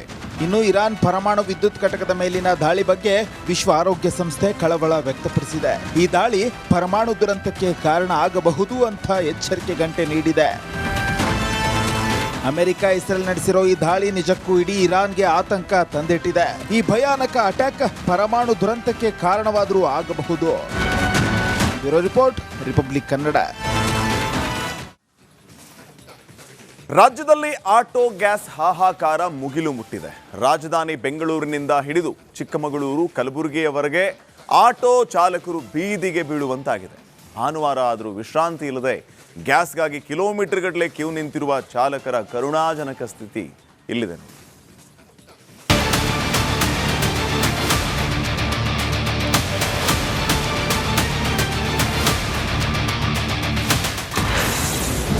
ಗ್ಯಾಸ್ಗಾಗಿ ಇಂದು ಆಟೋ ಚಾಲಕರಿಗೆ ಸಂಕಷ್ಟ.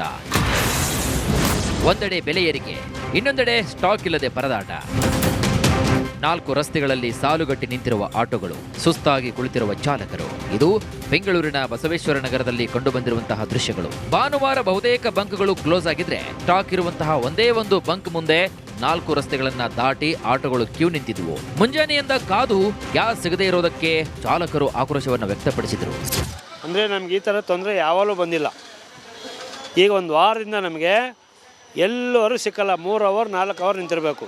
ಆಮೇಲೆ ಒಂದು ಕಡೆ 80 ರೂಪಾಯಿ ಇರುತ್ತೆ, ಒಂದು ಕಡೆ 110 ರೂಪಾಯಿ ಇರುತ್ತೆ, ಒಂದು ಕಡೆ 105 ರೂಪಾಯಿ ಇರ್ತದೆ. 3 ಅವರ್ 4 ಅವರ್ ಕಾಯಬೇಕು. ಆಮೇಲೆ 400 ರೂಪಾಯಿ ಮೇಲೆ ಹಾಕಲ್ಲ. ಏನು ಮಾಡಬೇಕು? ನನಗೆ ಸೋಕಾಗಿದೆ, ಬಾಡಿಗೆ ಮನೆ, ಬಾಡಿಗೆ ಗಾಡಿ, ನಾನು ಹೆಂಗೆ ಸಂಪಾದನೆ ಮಾಡಬೇಕು? 3,000 ಮಾತ್ರನೇ ಬೇಕು. ಇತ್ತ ಚಿಕ್ಕಮಗಳೂರು ಜಿಲ್ಲೆಯಾದ್ಯಂತ ಕಳೆದ 4-5 ದಿನಗಳಿಂದ ಗ್ಯಾಸ್ ಖಾಲಿಯಾಗಿತ್ತು. ಮುಂಜಾನೆ ಕೇವಲ 3,000 ಲೀಟರ್ ಸ್ಟಾಕ್ ಬಂದಿದೆ. ಆದರೆ ಡಿಮ್ಯಾಂಡ್ ಹೆಚ್ಚಿರುವುದರಿಂದ ಬಂಕ್ ಸಿಬ್ಬಂದಿ ಪ್ರತಿ ಆಟೋಗೆ ಕೇವಲ 700 ರೂಪಾಯಿಯ ಮಿತಿಯ ಗ್ಯಾಸ್ ಮಾತ್ರ ನೀಡಿದ್ದಾರೆ. ಕಳೆದ 5 ದಿನಗಳಿಂದ ಆಟೋ LPG ಗ್ಯಾಸ್ ಇಲ್ಲದೆ ಆಟೋ ಚಾಲಕರು ಕೂಡ ಪರದಾಡಿದ್ರು. ಆದ್ರೆ ನಿನ್ನೆ ರಾತ್ರಿ ಏನಿದೆ ಪಾರ್ವತಿ ನಗರ ಏನಿದೆ ಅಲ್ಲಿ ನಿನ್ನೆ ಒಂದು ಗ್ಯಾಸ್ ಲೋಡ್ ಕೂಡ ಬಂದಿರೋದು. ಹೀಗಾಗಿ ಬೆಳಗ್ಗೆ ಜಾವದಿಂದಲೂ ಕೂಡ ಆಟೋಗಳು ಸರತಿ ಸಾಲಿನಲ್ಲಿ ನಿಂತಿದೆ. ಕಲಬುರಗಿಯಲ್ಲಿ ಪರಿಸ್ಥಿತಿ ಇನ್ನೂ ಕೂಡ ಭೀಕರವಾಗಿದೆ. ನಮಗೆ ಬೈ ಎಲೆಕ್ಷನ್ ಮುಖ್ಯವಲ್ಲ, ಬದುಕು ಮುಖ್ಯ ಅಂತ ಚಾಲಕರು ಗುಡುಗಿದ್ದಾರೆ. ಜನಪ್ರತಿನಿಧಿಗಳು ಚುನಾವಣಾ ಪ್ರಚಾರದಲ್ಲಿ ಬ್ಯುಸಿಯಾಗಿದ್ದಾರೆ, ನಮ್ಮ ಸಮಸ್ಯೆ ಗಮನಿಸ್ತಿಲ್ಲ ಅಂತ ಆಕ್ರೋಶವನ್ನು ವ್ಯಕ್ತಪಡಿಸಿದ್ದಾರೆ. ಆಟೋ ಚಾಲಕರು ಹಗಲು ರಾತ್ರಿ ಎನ್ನದೆ ಗ್ಯಾಸ್ ಪಂಪ್ ಮುಂದೆ ಉಪವಾಸ ಮಲಗಿರೋದು ಕಂಡುಬಂತು. ಗ್ಯಾಸಿನ ಸಮಸ್ಯೆ ಅದ ರೀ. ಸಮಸ್ಯೆ ಅಂದ್ರೆ ನಮ್ಗೆ ಯಾರು ಮಂತ್ರಿಗಳು ಲೆಕ್ಕ ಹಾಕಲ್ರು, ಮಿನಿಸ್ಟರ್ಗಳು ಲೆಕ್ಕ ಹಾಕಲ್ರು. ಈಗ ಎಲೆಕ್ಷನ್ಗೆ ಓಡಾಡ್ಲಕತ್ತಾರ, ಇವ್ರದ್ದು ಯಾರು ಕೇಳಲಾಗ್ಯಾರ. ಇದೇ ಸಮಸ್ಯೆ. ಅವ್ರಿಗೆ ಎಲೆಕ್ಷನೇ ಬೇಕ್ರಿ.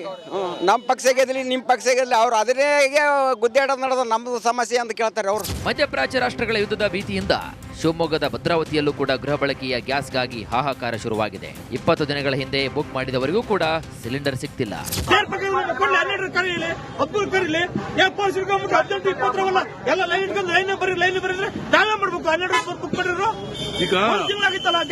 ನೀವು ಯಾವ ಭಾಗದಿಂದ ಬರ್ತಾ ಇದ್ದೀರಿ? ನಾವು ಮಲ್ಗೆನಹಳ್ಳಿಯಲ್ಲಿ ನಿಮಗೆ ಅಲ್ಲಿ ಕೊಡಕ್ಕೆ ವ್ಯವಸ್ಥೆ ಮಾಡಿಲ್ವಾ? ಈಗ ಅವ್ರ area wise divide Gadag, Hubballi, Bagalkote ಸೇರಿದಂತೆ ಇನ್ನಷ್ಟು ಜಿಲ್ಲೆಗಳಲ್ಲಿ ಆಟೋ ಚಾಲಕರು ಗ್ಯಾಸ್ಗಾಗಿ ಗಂಟೆಗಟ್ಟಲೆ ಕ್ಯೂ ನಿಲ್ತಿದ್ದಾರೆ. ಒಟ್ನಲ್ಲಿ ಆಟೋ ಚಾಲಕರಿಗೆ ಈಗ ದುಡಿಮೆ ಇಲ್ಲ, ಕೈಯಲ್ಲಿ ಕಾಸಿಲ್ಲ ಅತ್ತ ಪ್ರಯಾಣಿಕರು ಆಟೋಗೆ ಕಾಯುವಂತಾಗಿದೆ. ಆಟೋ ಚಾಲಕರು ತುತ್ತು ಅನ್ನಕ್ಕೂ ಕೂಡ ಪರದಾಡೋ ಸ್ಥಿತಿ ಎದುರಾಗಿದೆ. Bureau report, republic Kannada. ರಾಜ್ಯದಾದ್ಯಂತ LPG ಗ್ಯಾಸ್ಗಾಗಿ ಹಾಹಾಕಾರ ಕಡಿಮೆ ಆಗ್ತಾ ಇಲ್ಲ. ಸಿಲಿಕಾನ್ ಸಿಟಿ ಬೆಂಗಳೂರಿನಲ್ಲಿ ಆಟೋ ಚಾಲಕರ ಬದುಕು ಅಕ್ಷರಶಃ ಬೀದಿಗೆ ಬಂದಂತಾಗಿದೆ. ಗ್ಯಾಸ್ ಎಮರ್ಜೆನ್ಸಿಯಿಂದಾಗಿ ಚಾಲಕರು ಅನುಭವಿಸ್ತಾ ಇರುವಂತಹ ಗೋಳು ಅಷ್ಟಿಷ್ಟಲ್ಲ. ಒಬ್ಬೊಬ್ಬ ಚಾಲಕನದ್ದು ಒಂದೊಂದು ರೀತಿಯ ಕರುಣಾಜನಕ ಕಥೆ. ಆಟೋ ಚಾಲಕರ ಈ ಸಂಕಷ್ಟದ ಕುರಿತಾದ ಒಂದು ವಿಶೇಷ ವರದಿ ಇಲ್ಲಿದೆ ನೋಡಿ.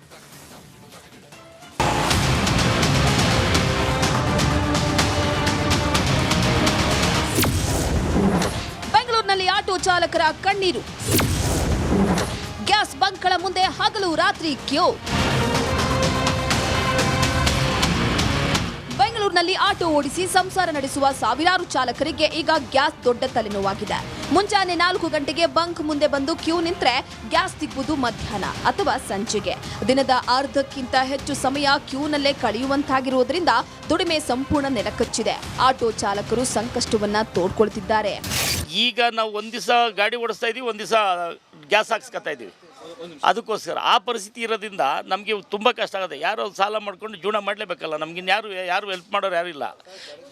ನಾವು ಜೀವನ ಮಾಡಲೇಬೇಕಲ್ಲ.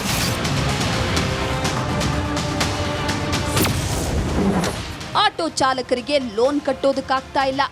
ಬೆಳಗ್ಗೆಯಿಂದ ಏನೂ ತಿಂದಿರಲಿಲ್ಲ. ಕ್ಯೂಗೆ ನಿಂತ್ಕೊಂಡು ಅಲ್ಲೂ ಗ್ಯಾಸ್ ಸಿಗ್ದಲ್ಲ ಇಲ್ಲಿಗೆ ಬಂದು ಈಗ 1 ಅವರ್ ಆಯಿತು. ಹೆಂಗೋ ನಡೀತಾ ಇತ್ತು. ಈಗ ತುಂಬ ಪ್ರಾಬ್ಲಮ್ ಆಗಿದೆ. ಏನು ಅದೇ ಈಗ ಪ್ರಾಬ್ಲಮ್ ಆಗಿದೆ. ಫಸ್ಟ್ ಏನು ಆ ಥರ ಇರಲಿಲ್ಲ. ಈಗ ಸಮಸ್ಯೆ ಜಾಸ್ತಿ ಆಗಿದೆ. ಲೋನ್ ಕಟ್ಟೋಕ್ಕಾಗ್ತಾಯಿಲ್ಲ, ಕಲೆಕ್ಷನ್ ಕೊಡೋಕ್ಕಾಗ್ತಾಯಿಲ್ಲ, ಹಿಂಸೆ ಆಗ್ತಾಯಿದೆ. ಆಟೋ ಚಾಲಕರ ದುಡಿಮೆಗೆ ಹೊಡೆತ. ಬೆಳಗ್ಗೆ 3 ಅವರ್ 4 ಅವರ್ ಇಲ್ಲೇ ಟೈಮ್ ವೇಸ್ಟ್ ಆಗ್ಬಿಡುತ್ತೆ. ದುಡಿಮೆ ಎಲ್ಲ ಆಗುತ್ತೆ ಸರ್. ಸುಂಕುತಕಟ್ಟೆಯಲ್ಲಿ ಇರೋದು ನಮ್ಮ ಫ್ಯಾಮಿಲಿ ಸುಂಕುತಕಟ್ಟೆದು. ಇವಾಗ ದುಡಿಮೆ ತುಂಬ ಅಂದರೆ 1,000 ಕಮ್ಮಿ ಆಗಿದೆ ಸರ್. ಏನು ಮಾಡೋಕ್ಕಲ್ಲ, ಜೀವನ ಮಾಡ್ಕೊಂಡು ಹೋಗ್ಬೇಕು. ಊರ ಕಡೆಯಿಂದ ಅದು ಇದು ರೇಷನ್ ಪಾಸ್ ಏನು ತಗೊಬಂದು ಹೆಂಗೆ ಜೀವನ ಮಾಡ್ಕೊಂಡು ಹೋಗ್ಬೇಕು. ಬಂದುಬಿಟ್ಟಿದ್ದೀವಿ, ತರಿಸಿದ್ದೀವಿ, ಏನು ಮಾಡೋಕ್ಕಲ್ಲ, ಮಾಡ್ಕೊಂಡು ಹೋಗ್ಬೇಕು ಸರ್. ಮನೆ ಬಾಡಿಗೆ ಕಟ್ಟೋದಕ್ಕೆ ದುಡ್ಡು ಹೊಂದಿಸುವುದೇ ಕಷ್ಟ. ಮನೆ ಮೇಂಟೈನ್ ಮಾಡೋದು, ಮನೆ ಬಾಡಿಗೆ, EMI, ಗಾಡಿ ಲೋನು, ಇದೆಲ್ಲ ತುಂಬ ಏನು ಮಾಡೋಕ್ಕಾಗಲ್ಲ. ಇದೇ ವೃತ್ತಿ ನಮಗೆ, ನಾವು ಕಲ್ತಿದ್ದಕ್ಕೆ ಇದೆ, ಏನು ಮಾಡೋಕ್ಕಾಗಲ್ಲ. ಯಾರು ಇಲ್ಲ, ನಾವು ಒಬ್ಬರೇ ದುಡಿಯೋದು. 2 ಮಕ್ಕಳನ್ನ ಸಾಕ್ಕೊಂಡು ತುಂಬ ಕಷ್ಟ ಇದೆ ಸರ್. ಸರತಿ ಸಾಲಿನಲ್ಲೇ ಕಳೆಯುತ್ತಿದೆ ದಿನದ ಸಮಯ. ಒಟ್ನಲ್ಲಿ ಸಿಲಿಕಾನ್ ಸಿಟಿಯ ರಸ್ತೆಗಳಲ್ಲಿ ಸದಾ ಓಡಾಡ್ತಾ ಇದ್ದ ಆಟೋಗಳು ಗ್ಯಾಸ್ ಇಲ್ಲದೆ ಮೌನವಾಗಿವೆ. ಚಾಲಕರ ಸಂಕಷ್ಟ ಕೇಳುವವರೇ ಇಲ್ಲದಂತಾಗಿದೆ. Bureau report, republic Kannada. ನೋಡಿ, ಆಟೋ ಚಾಲಕರು ಯಾವ ರೀತಿ ಕಷ್ಟ ಹೇಳ್ಕೊಳ್ತಾ ಇದ್ದಾರೆ, ಏನೆಲ್ಲ ಸಮಸ್ಯೆ ಆಗ್ತಾ ಇದೆ ಅವರಿಗೆ ಅಂತ ಹೇಳಿ. ಇಂಥ ದುಬಾರಿ ದುನಿಯಾದಲ್ಲಿ ಜೀವನ ಮಾಡೋದು ಹೇಗೆ ಅನ್ನುವಂಥ ಪ್ರಶ್ನೆ ಮೂಡ್ತಾ ಇದೆ. ಕಮರ್ಷಿಯಲ್ ಸಿಲಿಂಡರ್ ಮೊದಲು ಎಷ್ಟು ರೂಪಾಯಿಗೆ ಸಿಗ್ತಾ ಇತ್ತು, ಈಗ 2,161 ರೂಪಾಯಿ. ಅದು ನ್ಯಾಯವಾಗಿ ಸಿಕ್ಕರೆ ನಿಮಗೆ ಕಾಳಸಂತೆಯಲ್ಲಿ ಹೆಚ್ಚು ದುಡ್ಡಿಗೆ ಮಾರ್ತಾ ಇದ್ದಾರೆ. ಅಸಲಿಗೆ 2,161 ರೂಪಾಯಿ. ಆದರೆ ಕೆಲವರು ಹೇಳ್ತಾರೆ 3,000 ರಿಂದ 4,000ಕ್ಕೂ ಜಾಸ್ತಿ ದುಡ್ಡು ಕೊಡಬೇಕಾಗಿದೆ ಅಂತ ಹೇಳಿ. ಹಿಂಗೆ ಆದರೆ ಹೆಂಗೆ ಕತೆ? ಯಾರು 4,000 ರೂಪಾಯಿ ಕೊಟ್ಟು ಕಮರ್ಷಿಯಲ್ ಸಿಲಿಂಡರ್ ತೊಗೊಂಡ್ಬರ್ತಾರೆ? LPG ಗ್ಯಾಸ್ 60 ರಿಂದ 67 ರೂಪಾಯಿ ಲೀಟರ್ ಇದ್ದದ್ದು ಈಗ 135 ರೂಪಾಯಿ. 80 ರೂಪಾಯಿ ತೊಗೊಳ್ರಿ ನೀವು. 80 ರೂಪಾಯಿಯಲ್ಲಿ 135 ರೂಪಾಯಿ ಪರ್ ಲೀಟರ್ ಇಲ್ರಿ. ಹೋಟೆಲ್ ತಿಂಡಿ ವಿಚಾರಕ್ಕೆ ಬಂದರೆ 10% ಜಾಸ್ತಿ ಮಾಡಿದ್ದಾರೆ. 30, 35, 40 ರೂಪಾಯಿಗೆ ಸಿಗ್ತಾ ಇದೆ ಇಡ್ಲಿ, ಈಗ 60, 70 ರೂಪಾಯಿ ಆಗಿದೆ. ಶೆಲ್ಲಲ್ಲಿ 1 ಲೀಟರ್ ಪೆಟ್ರೋಲ್ಗೆ 119 ರೂಪಾಯಿ ಆಗಿದೆ. ಡೀಸೆಲ್ 1 ಲೀಟ್ರಿಗೆ 123 ರೂಪಾಯಿ. ಅಡುಗೆ ಎಣ್ಣೆ 170 ರೂಪಾಯಿ. ಇನ್ನೂ ಕೆಲವು ಪದಾರ್ಥಗಳು ರೆಡಿ ಆಗಿದೆ. ಈಗ ನಮ್ಮ ರೇಟು ಜಾಸ್ತಿ ಮಾಡ್ರಿ ಅಂತ. ಜೀವನ ಮಾಡೋದು ಹೆಂಗ್ರಿ ಹಿಂಗಾದ್ರೆ? ಈ ರೀತಿಯ ಪರಿಸ್ಥಿತಿ ಈಗ ನಿರ್ಮಾಣ ಆಗಿದೆ. ದುಬಾರಿ ದುನಿಯಾ ಎಷ್ಟರ ಮಟ್ಟಿಗೆ ಅಂದರೆ ಎಲ್ಲ ಉದ್ಯಮಗಳಲ್ಲಿಯೂ ಕೂಡ ಬೆಲೆ ಏರಿಕೆ ಬಿಸಿ. ಈಗ ನಂದಿನಿ ಹಾಲಿನ ದರ ಜಾಸ್ತಿ ಮಾಡೋದಕ್ಕೆ ರೆಡಿ ಹಾಕೊಂಡು ಕೂತ್ಕೊಂಡಿದ್ದಾರೆ KMF ಅವರು. ಆಮೇಲೆ ಮಿನರಲ್ ವಾಟರ್ ಜಾಸ್ತಿ ಮಾಡ್ತೀವಿ ಅಂತ ರೆಡಿಯಾಗಿದ್ದಾರೆ. ನೀರಿನ ದರ, ವಿದ್ಯುತ್ ದರ, ಟೋಲು, ಮತ್ತೊಂದು ಮಗದೊಂದು ಎಲ್ಲನೂ ಗೌರ್ಮೆಂಟಿಗೆ ಕೊಟ್ಟು ಕೈ ಮುಗಿದು ಬಿಡಬೇಕು. ಈ ರೀತಿಯ ಪರಿಸ್ಥಿತಿ ಬಂದಿದೆ. ಇನ್ನು ನೆಕ್ಸ್ಟ್, ಹುಬ್ಬಳ್ಳಿಯಲ್ಲಿ ಮತ್ತೊಂದು ಲವ್ ಜಿಹಾದ್ ಪ್ರಕರಣ ಬಯಲಾಗಿದೆ. ಸಮೀರ್ ಬೆನ್ನಲ್ಲೇ ಮತ್ತೊಬ್ಬ ಕಿರಾತಕ ಲಾಕ್ ಆಗಿದ್ದಾನೆ. ಈ ಬಗೆಗಿನ ಸ್ಪೆಷಲ್ ರಿಪೋರ್ಟ್ ನಿಮ್ಮ ಮುಂದೆ.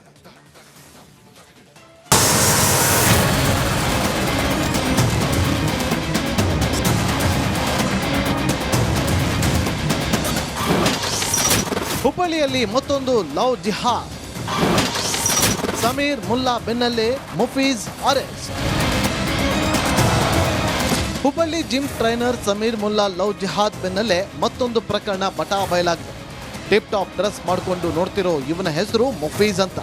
ಈ ಕಿರಾತಕ ಹಿಂದೂ ಯುವತಿ ಮೇಲೆ ಅತ್ಯಾಚಾರವೆಸಗಿರುವ ಆರೋಪ ಕೇಳಿ ಬಂದಿದೆ.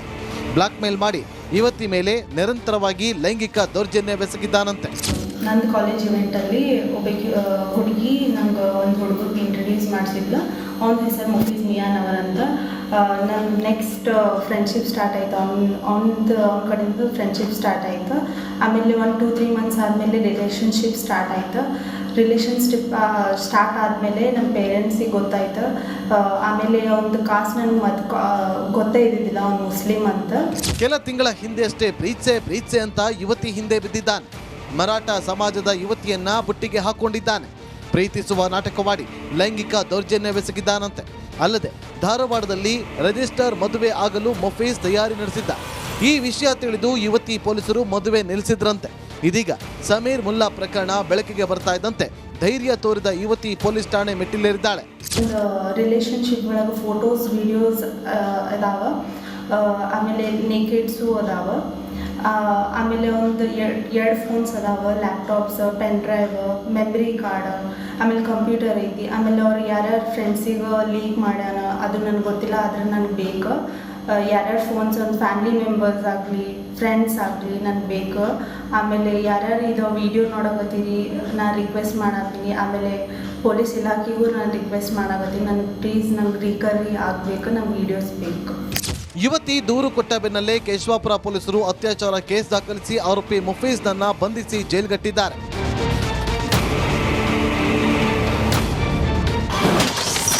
ಸಮೀರ್ ಮೇಲೆ 50 ಜನರ ಗುಂಪಿನಿಂದ ಹಲ್ಲೆ, ಆರೋಪಿ Sameer Mulla arrest. Gym trainer ಸಮೀರ್ನಿಗೆ 50ಕ್ಕೂ ಹೆಚ್ಚು ಜನ ಥಳಿಸಿರುವ ದೃಶ್ಯ ಸಿಸಿಟಿವಿಯಲ್ಲಿ ಸೆರೆಯಾಗಿದೆ. ಇನ್ನು ಸಮೀರ್ ಮುಲ್ಲಾನನ್ನ ಪೊಲೀಸರು ಅರೆಸ್ಟ್ ಮಾಡಿದ್ದಾರೆ. ಈಗ ನಿನ್ನೆನೇ ಈ ಕುರಿತಾಗಿ 2 ಪ್ರತ್ಯೇಕ ಪ್ರಕರಣಗಳು ದಾಖಲಾಗಿದೆ. ಈಗ ಸಮೀರ್ ಅವನ್ನ ಮನೆ ಹತ್ರ ಹೋದಂಥ ಸಂದರ್ಭದಲ್ಲಿ ಅಲ್ಲೂ ಥಳಿತ ಮಾಡಿರುವಂಥ ವಿಡಿಯೋಗಳು ವೈರಲ್ ಆಗಿದೆ. ಅಟ್ ದ ಸೇಮ್ ಟೈಮ್ ಹುಡುಗಿ ಮನೆ ಹತ್ರ ಹೋದಂಥ ಸಂದರ್ಭದಲ್ಲಿ ಅಲ್ಲಿ ಆಗಿರುವಂಥ ಸಂಘರ್ಷದ್ದು ವಿಡಿಯೋಗಳು ಸಾಕಷ್ಟು ಹರಿದಾಡಿದೆ. ಎಲ್ಲವನ್ನು ಅಳವಡಿಸಿಕೊಂಡು ನಾವು ಒಂದು ಸಮಗ್ರ ತನಿಖೆಯನ್ನು ಮಾಡಲಾಗುತ್ತೆ.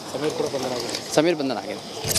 ಸದ್ಯ ಇಬ್ಬರು ಆರೋಪಿಗಳನ್ನ ಪೊಲೀಸರು ಬಂಧಿಸಿ ಜೈಲುಗಟ್ಟಿದ್ದಾರೆ. ಇದನ್ನೆಲ್ಲ ನೋಡ್ತಾ ಇದ್ರೆ ಹುಬ್ಬಳ್ಳಿಯಲ್ಲಿ ಜಿಹಾದಿ ಗ್ಯಾಂಗ್ ನೆಲೆಯೂರಿದ್ಯಾ ಅನ್ನೋ ಅನುಮಾನ ಮೂಡದಂತೂ ಸತ್ಯ. ಪ್ರಕಾಶ್ ಹಿರೇಮಠ್, ರಿಪಬ್ಲಿಕ್ ಕನ್ನಡ, ಹುಬ್ಬಳ್ಳಿ. ದಾವಣಗೆರೆ ದಕ್ಷಿಣ ಕ್ಷೇತ್ರದ ಉಪಚುನಾವಣೆ ವಿಚಾರದಲ್ಲಿ ಕಾಂಗ್ರೆಸ್ ವಿರುದ್ಧ ಮುಸ್ಲಿಮರ ಮುನಿಸು ತಣ್ಣಗಾಗಿಲ್ವಾ? ಇವತ್ತು ಸಚಿವ ಜಮೀರ್ ಅಹಮದ್ ನಡೆದುಕೊಂಡ ರೀತಿ ಈ ಪ್ರಶ್ನೆಯನ್ನ ಮತ್ತಷ್ಟು ಗಟ್ಟಿಗೊಳಿಸಿದೆ. ಸಚಿವ ಮಲ್ಲಿಕಾರ್ಜುನ್ ಮನೆಗೆ ಭೇಟಿ ನೀಡಿದ ಜಮೀರ್ ಅಭ್ಯರ್ಥಿ ಸಮರ್ಥ ಪರವಾಗಿ ಪ್ರಚಾರವನ್ನ ಮಾಡದೇನೆ ವಾಪಸ್ ಹೋಗ್ಬಿಟ್ರು. ಯಾಕೆ, ಏನಾಯಿತು ನೋಡ್ಕೊಂಬ.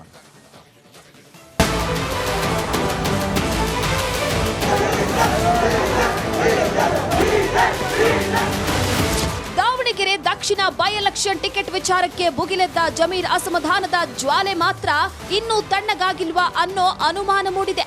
ಸಾದಿಕ್ ಪೈಲ್ವಾನ್ ಜಬ್ಬರ್ ಬಂಡಾಯ ಶಮನಕ್ಕೂ ಜಮೀರ್ ಎಂಟ್ರಿ ಆಗಲಿಲ್ಲ. ಸಿಎಂ ಒತ್ತಾಯಕ್ಕೋ ಅಥವಾ ಕಾಟಾಚಾರಕ್ಕೋ ಎನ್ನುವಂತೆ ದಾವಣಗೆರೆ ಭೇಟಿ ನೀಡಿದ್ರು.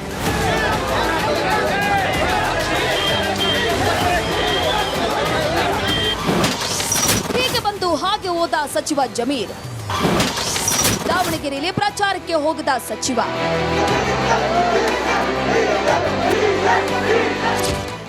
ಮಲ್ಲಿಕಾರ್ಜುನ ಮನೆಗೆ ಭೇಟಿ ನೀಡಿದ ಜಮೀರ್ ಅಲ್ಲೇ ಊಟ ಮಾಡಿದ್ರು. ನಂತರ ಸುದ್ದಿಗೋಷ್ಠಿ ನಡೆಸಿದ್ರು.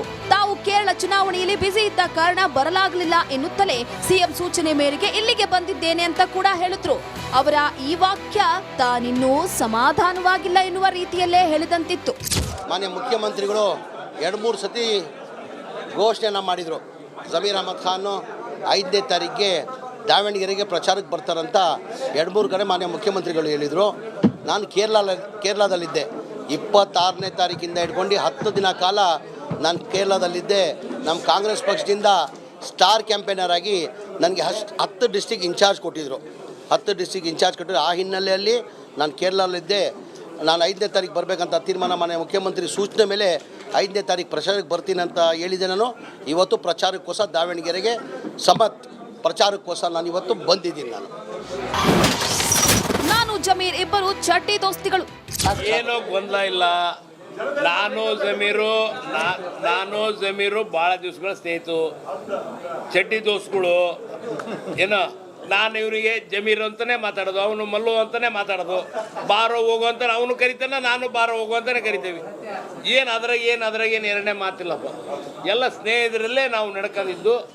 ಏನೋ ಒಂದು ಸಣ್ಣ ವಿಷಯಗಳಿಗಳು ಆಗಿರ್ಬೋದು, ಆದರೆ ಎಲ್ಲ ಸರಿ ಹೋಗೈತಿ. ಯಾವುದು ಏನು ವೈಯಕ್ತಿಕವಾಗಿ ಯಾವುದೂ ಇಲ್ಲ. ಜಮೀರು ನಾವು ಸ್ನೇಹಿತರಾಗೇ ಇರ್ತೀವಿ. ಇನ್ನು ಉಪಚುನಾವಣೆ ನಡೆಯೋದು ದಾವಣಗೆರೆ ದಕ್ಷಿಣ ಕ್ಷೇತ್ರದಲ್ಲಿ. ಆದರೆ ಜಮೀರ್ ರೋಡ್ ಶೋ ನಡೆಸಿದ್ದು ಉತ್ತರ ಕ್ಷೇತ್ರದಲ್ಲಿ. ಅಲ್ಲೂ ಮುಸ್ಲಿಂ ಮತದಾರರಿಗೆ ಯಾವುದೇ ಸಂದೇಶ ಕೊಡದೆ ಹೋದ್ರು.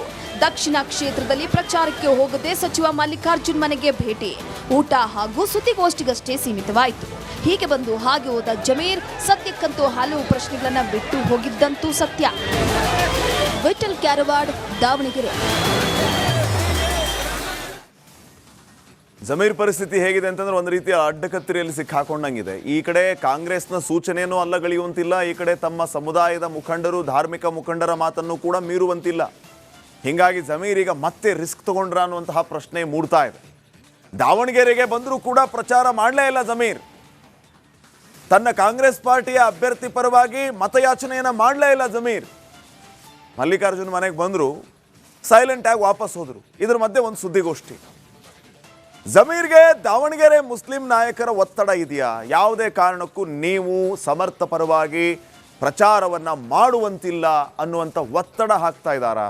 ನಾಮಕೆ ವಾಸ್ತೆ ಜಮೀರ್ ಬಂದು ಹೋಗ್ತಿದ್ದಾರಾ? ಇವತ್ತು ಬಂದರೂ ಪ್ರಚಾರ ಮಾಡಲಿಲ್ಲ ಅವರು. ಮಲ್ಲಿಕಾರ್ಜುನ್ ಮನೆಗೆ ಭೇಟಿ ಕೊಟ್ಟರು, ಸುದ್ದಿಗೋಷ್ಠಿ ಮಾಡಿದ್ರು, ಮುನಿಸಿಲ್ಲ, ನಾನು ಕೇರಳಕ್ಕೆ ಹೋಗಿದ್ದೆ ಅಂತ ಹೇಳಿ ವಾಪಸ್ ಹೋಗ್ಬಿಟ್ರು. ಇವರಿಗೆ ಪುರ್ಸತ್ತಿದ್ದಾಗಲೇ ಒಂದು 2-3 ಗಂಟೆ ಆದರೂ ಪ್ರಚಾರ ಮಾಡೋಂಗೆ ಬರಬೇಕಾಗಿತ್ತಲ್ಲ, ಯಾಕೆ ಬರಲಿಲ್ಲ? ಇದನ್ನು ಯಾರನ್ನ ಸಮಾಧಾನ ಮಾಡೋದಕ್ಕೆ ಇವರು ಈ ರೀತಿ ಮಾಡ್ತಿದ್ದಾರೆ. ಧಾರ್ಮಿಕ ಮುಖಂಡರ ಒತ್ತಡ, ಮುಸ್ಲಿಂ ಧಾರ್ಮಿಕ ಮುಖಂಡರು, ಮೌಲ್ವಿಗಳು ಜಮೀರ್ಗೆ ಒತ್ತಡ ಹಾಕ್ತಿದ್ದಾರಂತೆ. ಯಾವುದೇ ಕಾರಣಕ್ಕೂ ನೀವು ದಾವಣಗೆರೆಯಲ್ಲಿ ಕಾಂಗ್ರೆಸ್ ಅಭ್ಯರ್ಥಿಯ ಪರವಾಗಿ ಮತ ಯಾಚನೆ ಮಾಡುವಂಗಿಲ್ಲ, ನಾವು ಶಾಮನೂರು ಫ್ಯಾಮಿಲಿಗೆ ಬುದ್ಧಿ ಕಲಿಸ್ಬೇಕು ಅಂತ ಈ ಸಾರಿ ಡಿಸೈಡ್ ಮಾಡಿದ್ದೀವಿ, ನೀವು ಬರುವಂಗಿಲ್ಲ ಅಂತ ಹೇಳಿದಾರಂತೆ. ಹಿಂಗಾಗಿ ಹಿಂಗೆ ಬಂದು ಹಿಂಗೆ ಹೋಗ್ಬಿಟ್ರು. ಮಲ್ಲಿಕಾರ್ಜುನ್ ಮೇಲೆ ದಾವಣಗೆರೆ ಮುಸ್ಲಿಂ ನಾಯಕರ ವೈರತ್ವದ ರೂಪವಾಯಿತು. ಶಾಮನೂರು ಮೇಲಿದ್ದ ಅಭಿಮಾನ ಮಲ್ಲಿಕಾರ್ಜುನ್ ಮೇಲೆ ಇಲ್ಲ. ಮುಸ್ಲಿಂ ನಾಯಕರ ಮುಲಾಜಿನಲ್ಲಿ ಸಿಕ್ಕಾಕೊಂಡ್ರ ಹಾಗಿರೆ ಜಮೀರ್. ಇದೇ ಕಾರಣಕ್ಕೆ ಪ್ರಚಾರದಿಂದ ಹಿಂದೆ ಸರಿದ್ಬಿಟ್ರ ಜಮೀರ್ ಅನ್ನುವಂಥ ಪ್ರಶ್ನೆ ಇದೆ. ಈಗ ಚಿಕ್ಕ ಬ್ರೇಕ್ ಇರುತ್ತೆ.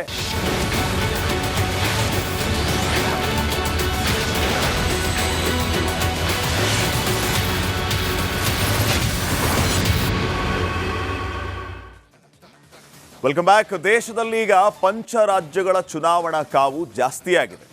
ಇದು ಕೇವಲ 5 ರಾಜ್ಯಗಳ ಚುನಾವಣೆ ಅಲ್ಲ, ಬದಲಾಗಿ 2029 ಸಾರ್ವತ್ರಿಕ ಚುನಾವಣೆಯ ದಿಕ್ಸೂಚಿ ಅಂತಾನೆ ವಿಶ್ಲೇಷಿಸಲಾಗ್ತಾ ಇದೆ.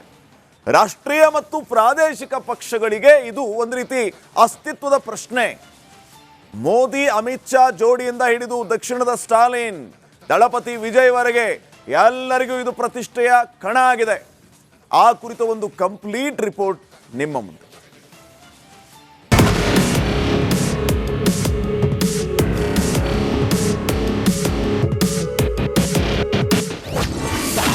ರಂಗೇರಿದ ಪಂಚರಾಜ್ಯ ಚುನಾವಣಾ ಕಣ. ಭರ್ಜರಿ ಪ್ರಚಾರ, ಬೃಹತ್ ರೋಡ್ ಶೋ, ಅಬ್ಬರ ಪ್ರಚಾರದ ಅಬ್ಬರ. ಪಶ್ಚಿಮ ಬಂಗಾಳ ಚುನಾವಣೆ ಬಿಜೆಪಿಗೆ ಈ ಬಾರಿ ಭಾರೀ ಪ್ರತಿಷ್ಠೆಯ ವಿಷಯವಾಗಿದೆ. ಸಾಲು ಸಾಲು ರೋಡ್ ಶೋ ಗಮನ ಸೆಳೀತಾ ಇವೆ.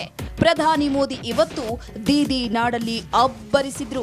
ಕೋಚ್ ಬಿಹಾರದ ರ್ಯಾಲಿಯಲ್ಲಿ ನುಸುಳುಕೋರರ ವಿರುದ್ಧ ಕಿಡಿಕಾರಿದ್ರು. ಮಾಲ್ಡಾ ಘಟನೆಯನ್ನ ಉಲ್ಲೇಖಿಸಿ ಟಿಎಂಸಿ ಸರ್ಕಾರದ ಗೂಂಡಾ ರಾಜ್ ವಿರುದ್ಧ ವಾಗ್ದಾಳಿಯನ್ನ ನಡೆಸಿದ್ರು. टीएमसी के अन्याय, इनकी लिस्ट बहुत लंबी है. इनके धोखे का एक और उदाहरण उत्तर कन्या भी है.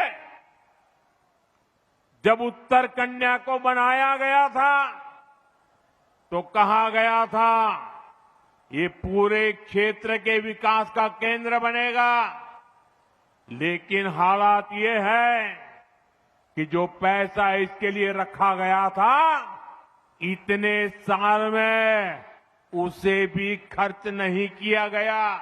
ಅಷ್ಟೇ ಅಲ್ಲ, ಬಂಗಾಳದ ಜನ ಈ ಬಾರಿ ಬದಲಾವಣೆ ತರಲಿದ್ದಾರೆ ಅಂತ ನಮ್ಮ ವಿಶ್ವಾಸವನ್ನ ವ್ಯಕ್ತಪಡಿಸಿದ್ರು. के जिलों में भी बड़ी बड़ी बातें करने के बाद या तो कोई काम नहीं हुआ या फिर अगर कहीं कोई उद्योग आ गया तो वो टीएमसी सिंडिकेट से परेशान है. ಮೋದಿ ಮುಂದಿನ 4 ದಿನಗಳ ಕಾಲ ಪಶ್ಚಿಮ ಬಂಗಾಳದಲ್ಲಿ ಠಿಕಾಣಿ ಹೂಡಲಿದ್ದು 8 ರ್ಯಾಲಿಗಳಲ್ಲಿ ಭಾಗವಹಿಸಲಿದ್ದಾರೆ.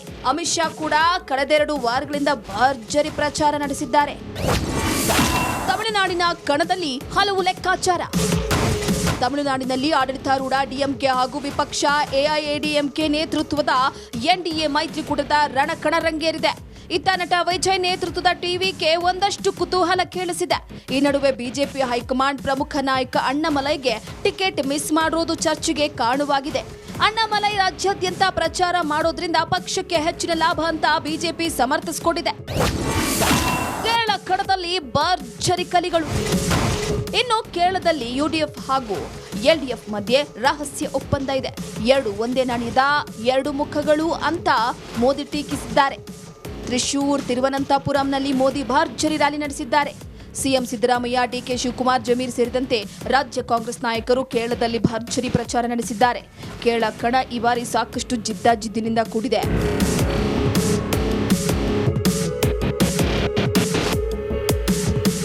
ಒಟ್ನಲ್ಲಿ ಪಂಚರಾಜ್ಯಗಳ ಈ ಮಹಾ ಸಂಗ್ರಾಮವು ಇಡೀ ದೇಶದ ಕುತೂಹಲವನ್ನ ಕೆರಳಿಸಿದೆ. ಮತದಾರ ಪ್ರಭು ಯಾರಿಗೆ ಪಟ್ಟ ಕಟ್ಟುತ್ತಾನೆ ಅನ್ನೋದನ್ನ ಕಾದ್ ನೋಡಬೇಕಾಗಿದೆ. Bureau report, republic Kannada. ಇದಾಗಿತ್ತು ಇವತ್ತಿನ ಕರ್ನಾಟಕ ಪ್ರೈಮ್ ಟೈಮ್. ನೋಡ್ತಾ ಇರಿ ರಿಪಬ್ಲಿಕ್ ಕನ್ನಡ. ಇದು ನಿಮ್ಮ ಧ್ವನಿ. ನಮಸ್ಕಾರ.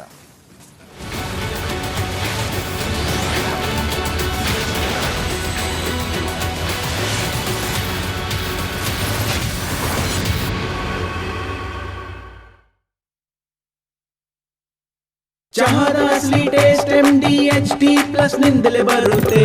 ಗಂಟು ಕಟ್ಟಿಕೋ. ಲವಂಗ, ಹಸಿರು ಏಲಕ್ಕಿಯಿಂದ ತುಂಬಿದ MDHT+ ಮಸಾಲೆ.